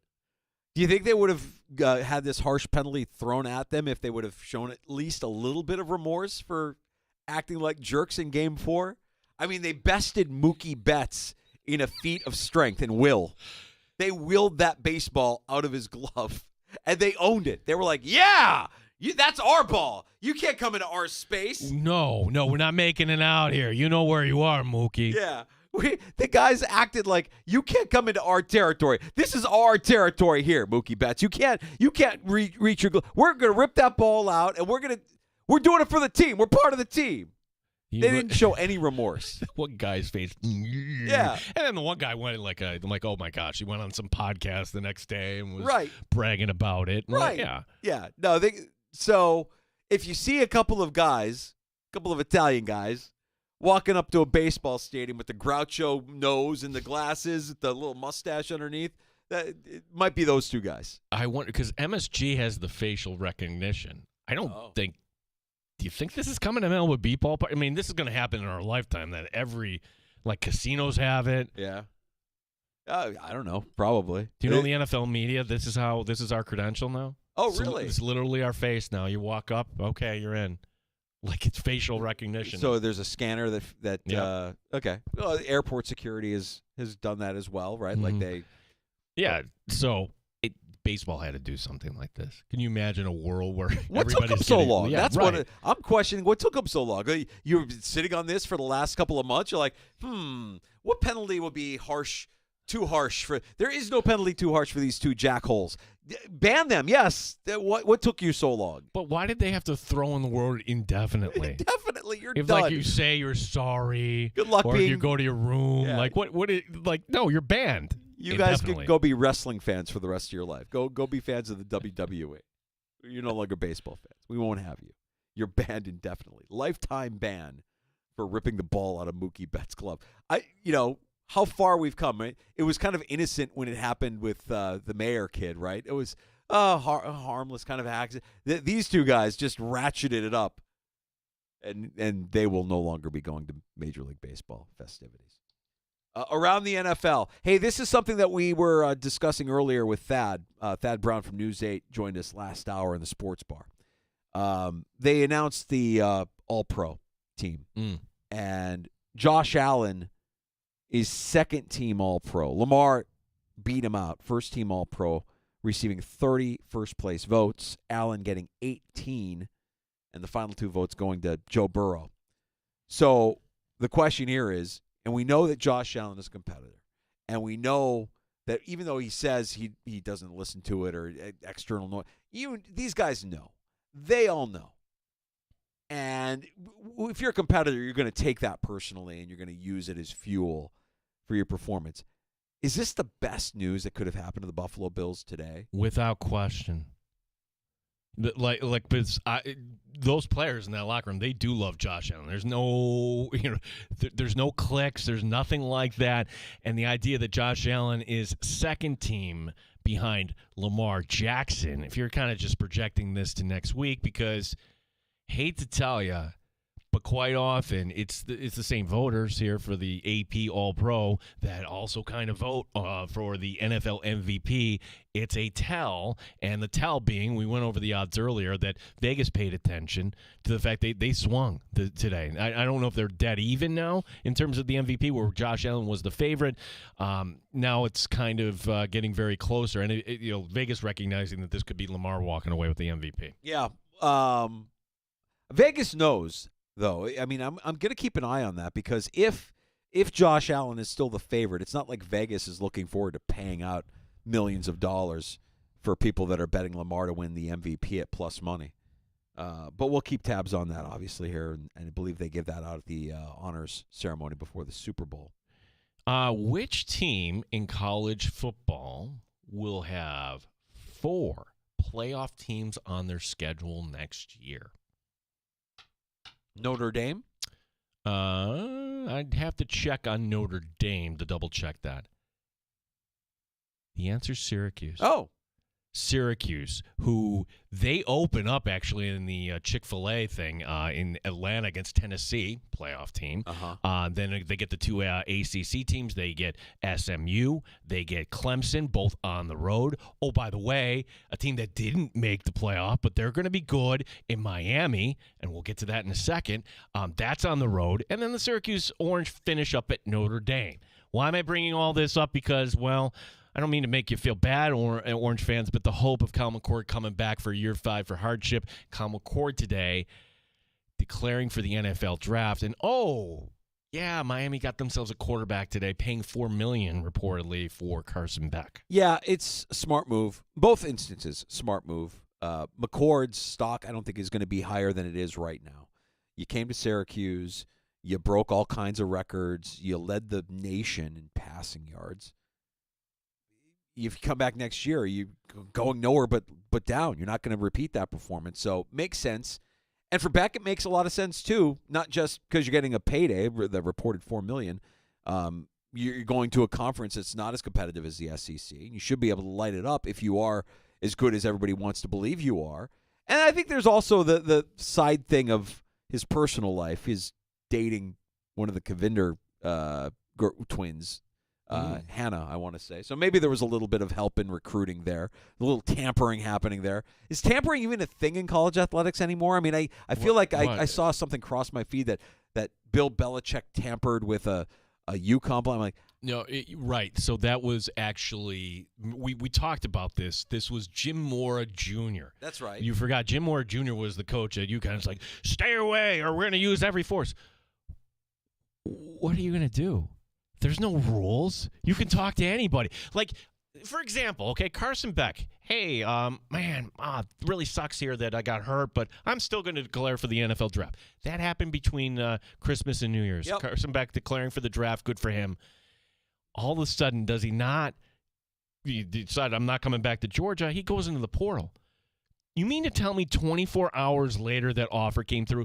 BS. Right. Miami said, hey, do you want to get paid? I don't know. Here's the rookie scale in the NFL. Or come here, help us win a national championship, help you improve your draft stock. And totally. That's how you can kind of spin this. And you'll make $4 million. All the sense in the world. Makes all the sense in the world. By the way, his girlfriend is pretty influential online as well. So she's probably got a ton of NIL money coming in as well. So it's just business now. It is strictly a business move. And for Beck, he's the opposite of McCord. Whereas McCord's stock won't be higher than it is right now, Beck's stock I don't think will be lower than it is right now. He's coming off an injury. He didn't have a very good season starting for Georgia, and he can go to Miami and light it up in the ACC, make a case for himself in the 26th draft, a year before Arch Manning declares, and he should be in good shape. Anything, Danger, that lessens the power of the SEC, I'm all for it. It's better for the game. Honestly, it is, that we're going to kind of spread this around. I just think that what we've got here with these 4 blue blood programs in the semifinals, and Penn State, Notre Dame, whoever wins, tonight, I'm just excited that we've got these 4 rich, historic programs. And maybe it is as simple as they've got the deepest pockets, and that's why they're in these games. I'm fine with it. I thought last night was fantastic. I'm looking forward to tonight. I'm looking forward to the 20th when we actually get to see the college football championship play out, and I don't think any of it's a bad thing. I get the moves by both McCord and by Carson Beck. Makes a lot of sense. It's business now, and we can cut it out with the student-athlete thing. I mean, they are entertainers. They are being paid as such, and I don't know what tampering in college football even means anymore. I don't know that there's such a thing as tampering in college football. Who's governing it? The NCAA? Are they still a thing? Have they broken that up yet? No, that's not a thing. Yeah. One last note on the Syracuse football schedule. North Carolina comes to the Dome next year. Oh. Does Jordan Hudson come along? I'm sure she does. Yeah, she travels, supports, goes to frat parties to hang out with people her own age. She'll be on the Hill. Yeah, why not?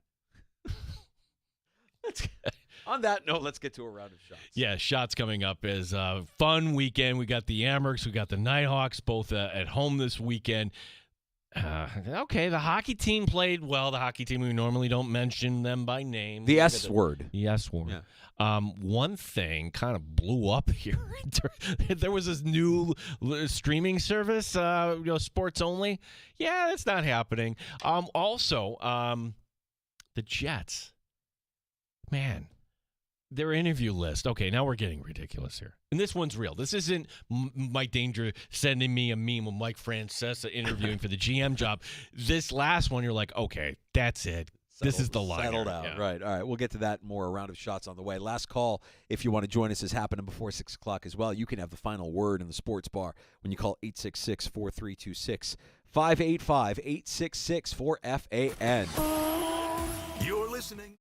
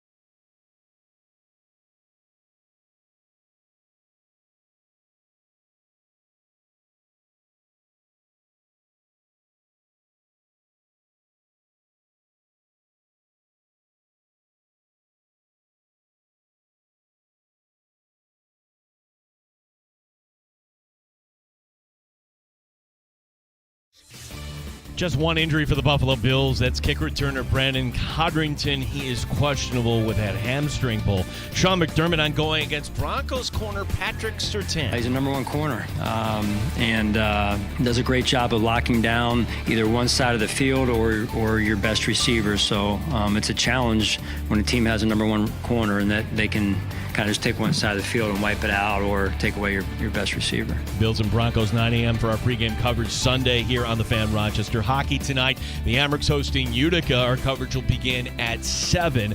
RIT tonight, first of 2. They play at Canisius. Your college football semifinal has Ohio State taking on Texas tonight. The winner to face Notre Dame. Syracuse quarterback Kyle McCord has declared for the NFL draft. Gene Battaglin, the sports leader. The Fan, Rochester. Epic victories, heartbreaking defeats. No matter your team, no matter your game, we talk sports. The Fan, Rochester. Happy hour continues. You're in the sports bar. It's Danger and Battaglia serving up a round of shots. Yeah, the Texas Longhorns, they don't have to go far. Austin, 3 hours away from Fort Worth. Jerry World, the site of tonight's semifinal between Texas and Ohio State. Although they're showing shots of that today. Look kind of like Rochester's. It's all kind of gray and chilly there. But have they brined the roads? That's all I really care about. The roads apparently are meat in the state of Texas. Tasty. Yeah, they taste. They're juicy. They're succulent. They've been brined.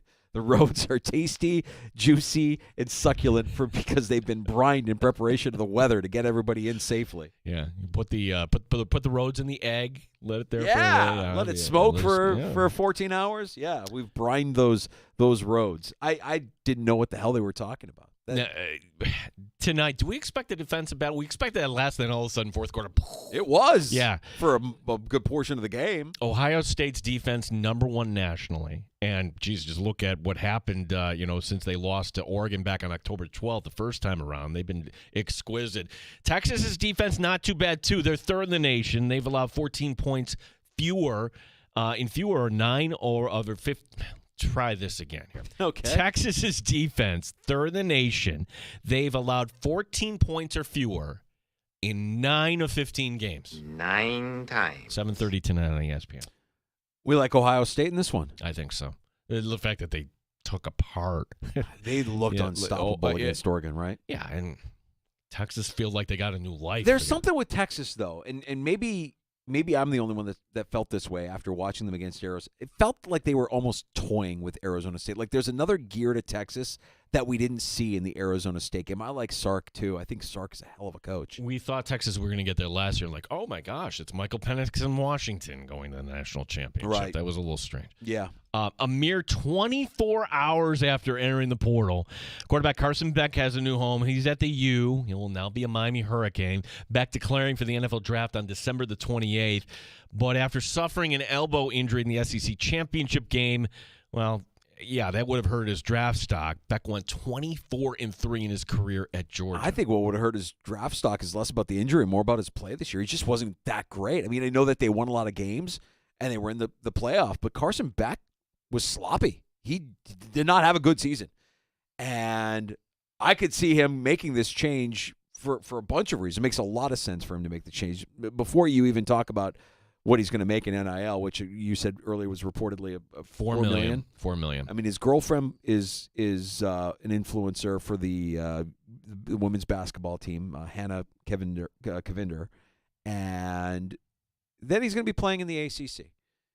I know that we want to pretend like the playing field is level. In a lot of ways it is, but the ACC, a lot of the teams in the ACC are going to be far inferior to the competition he faced in the SEC. Well, and just look no further than Cam Ward. Cam Ward is going to be, top 3 pick in this year's draft? Very possible. Yeah, and good for Miami that they found the replacement through the portal. I just want to point out that, is there tampering going on? Carson Beck goes into the portal, and this deal gets done in 24 hours. Huh. Yeah. I mean, what do you think they're saying on, Georgia Sports Radio today? I can't be too happy. Well, I think he had the opportunity to have the kind of season. If he had the kind of season that I think we all thought he was going to have at Georgia this year, we'd be talking about him as a top 5 pick. And he's not. He's not somebody that people are considering a top 5 pick, injury aside, because of his play.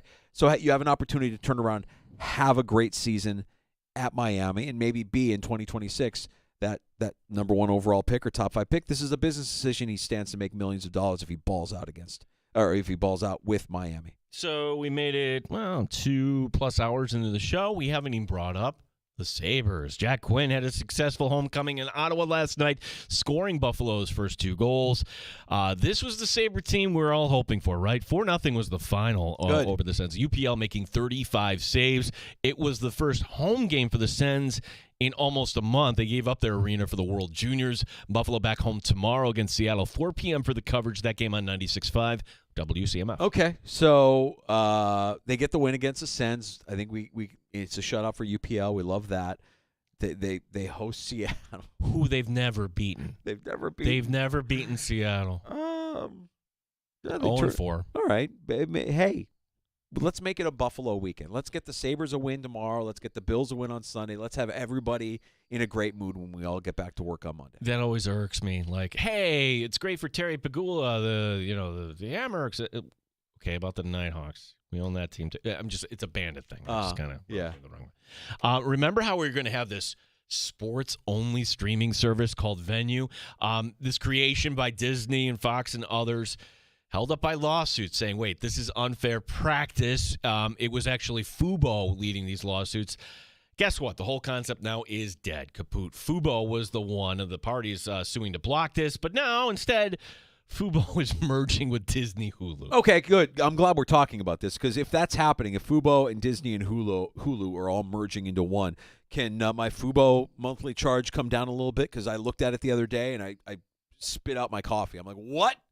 It continues. It might as well be back to where we were when we first cut. There's no savings to be had. If you're looking for savings, there are no savings to be had. This was something that was promising for everybody listening to the show. Wait a second. I get sports only. Okay, and I can go for movies or whatever somewhere else for $45.99. This is how they were marketing it. Mm-hmm. Venue. Where you would get Turner, you would get NFL Network, you would get Yankees, Mets, or whatever your local thing was. Mm-hmm. MSG would have been a part of it. It would have been everything you would have wanted. I'm like, oh my gosh, done. And then, wait a second, timeout, which rightfully so. If you're Fubo, like, you're going to charge us X number of dollars. It was a big old mess. It never really stood a chance. And what a great way to settle a lawsuit. Rather than sue us, drop the lawsuit and let's merge. Well, and Disney is a big enough company where they can make Fubo go away tomorrow, right? Like, yeah, we'll acquire you. Here's your payout. Go away now, and we'll take it from here. Disney Hulu will all of a sudden gobble up Hulu, and right. Disney and Hulu are already together. Yeah. I mean, Fubo will be gone. Right. And what does Fubo have to offer that Disney and Hulu can't offer at this point?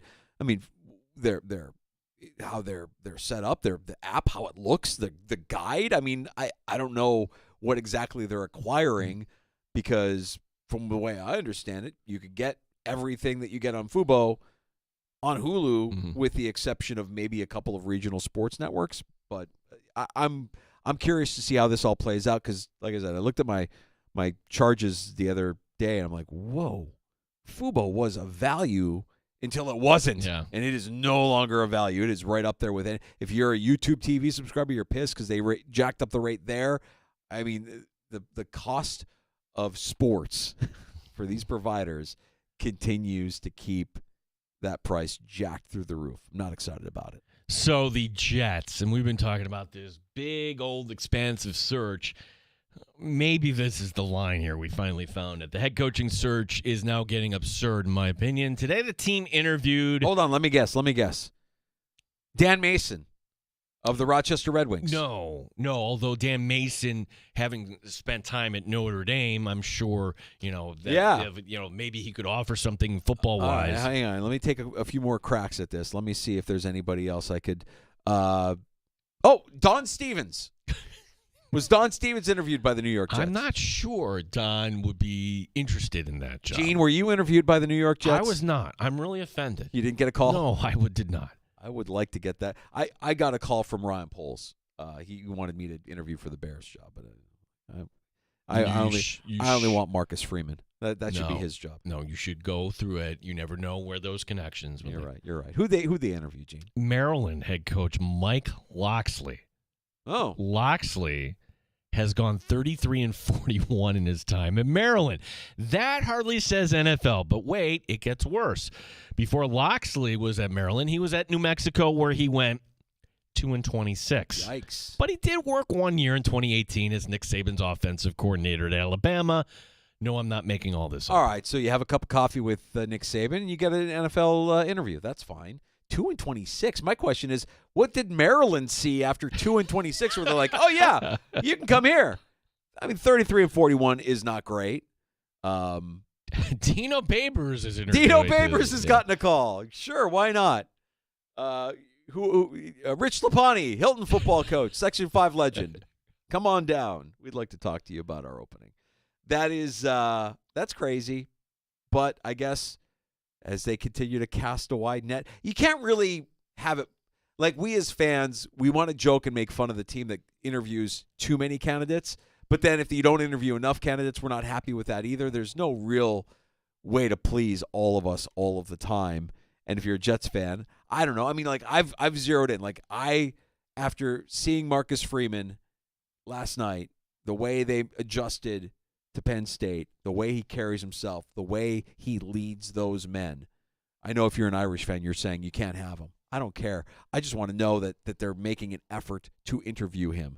I want to know that they're going to interview that guy because that's who I'm zeroed in. And that's the only guy that I think they could hire in Chicago that would get me excited. And if you're a Jets fan, I'm sure you have your guy as well. But the long list of candidates for both of these franchises, kind of, and they've had the longest amount of time as well to kind of compile these lists as well. The Jets firing Saleh early in the season, the Bears doing it midseason as well. Finally, tonight, NBA, one of the matchups, and man, it's a disappointing team hosting the most disappointing team, in my opinion. The New Orleans Pelicans, 7-31 on the season against the Sixers. And if you haven't paid attention, the Sixers are only 15-20. Okay, not good. New Orleans, worst record in the Western Conference. But at least they got Zion back, right? Well, I saw the highlight of Zion with the thunderous 360 dunk the other night. Well, and all I could think was that is a very skilled fat man. You won't see him tonight. Zion's not feeling like Zion? No, he's been suspended by the team for what? He was late for the team flight to Philadelphia. Attaboy. So he is being set down. In a statement, Williams acknowledging being late to team activities and apologizing. I'm just wondering if you tell me that guy's a me first guy? I don't get it, man, because the only impression I ever get from Zion is that, Zion is going to be there when Zion is ready to be there. And physically, I'm fine. Now it's just a matter of when I feel like Zion. I know the atmosphere I'd be in based off like the playoff experience. So now it's just a matter of when I feel like Zion. I don't know how else to say it. It just sucks. I love this game. Love this game so much, I'm going to miss the team flight. If we, the lie detector would be going off repeatedly in this statement. So this is the VP of Basketball Operations, David Griffin of the Pels. His dedication to this organization is of paramount significance to us and to him. He has taken accountability for his actions and reaffirmed his commitment to the team today.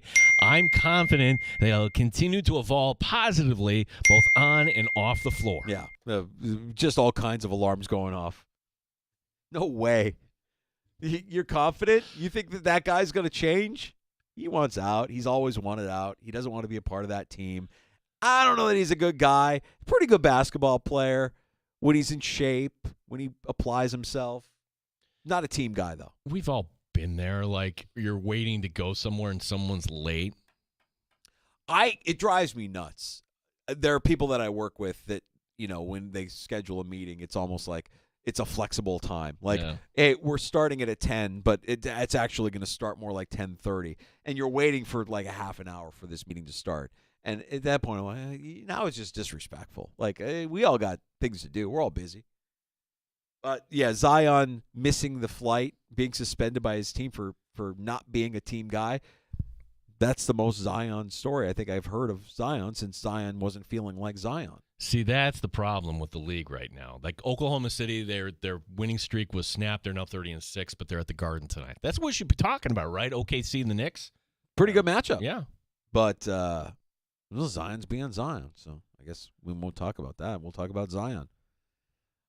Great action today. Lots of fun on the show. Really appreciate you stopping by the Sports Bar and checking us out. However you do so, our YouTube channel is available for you. You can watch the show on our YouTube channel at The Fan Rochester. Like and subscribe while you're there. Leave a comment if you wish. We stream also on Twitch at The Fan Rochester. You can get us on your smart device when you ask it to play 95.7 The Fan. And, of course, our home online is the free-to-download Odyssey app, where you can go back and listen to any part of the show that you may have missed. And you missed a lot today because Thad Brown from News 8 Sports joined us last hour to help preview the Bills and the Broncos Sunday afternoon at 1 o'clock. And today we found out that Josh Allen wasn't named first-team All-Pro at quarterback. Rather, it was Lamar Jackson. So maybe there's an extra chip on some of the shoulders of the Buffalo Bills when they take the field on Sunday afternoon. We dove into that with Thad, and we also spoke to the Buffalo Bills legend of the game for the wild card matchup on Sunday afternoon. Kyle Williams came by the Sports Bar earlier today in the 3 o'clock hour. You can get that wherever you find your podcasts. Just search out the Sports Bar, and that includes Spotify, Apple Podcasts, all your favorite platforms. What does the world look like on Monday? Oh, we're hoping that we're celebrating a Bills win, hoping that they advance and get the chance to host next weekend as well. To break it all down with us, Ryan Talbot from NewYorkUpstate.com will be one of our guests stopping by Monday afternoon. Hope you have a fun weekend. Enjoy the game tonight. Semifinal action in college football with Texas and Ohio State. We've got Amerks hockey for you tonight in Flower City. Don Stevens will have the call with Utica Blue Cross Arena tonight, taking on your first-place Rochester Americans. Gino, have a great weekend. You too, bud. Hey, happy birthday. Oh, thank you. JR Sport Brief next on The Fan Rochester. Have a great weekend.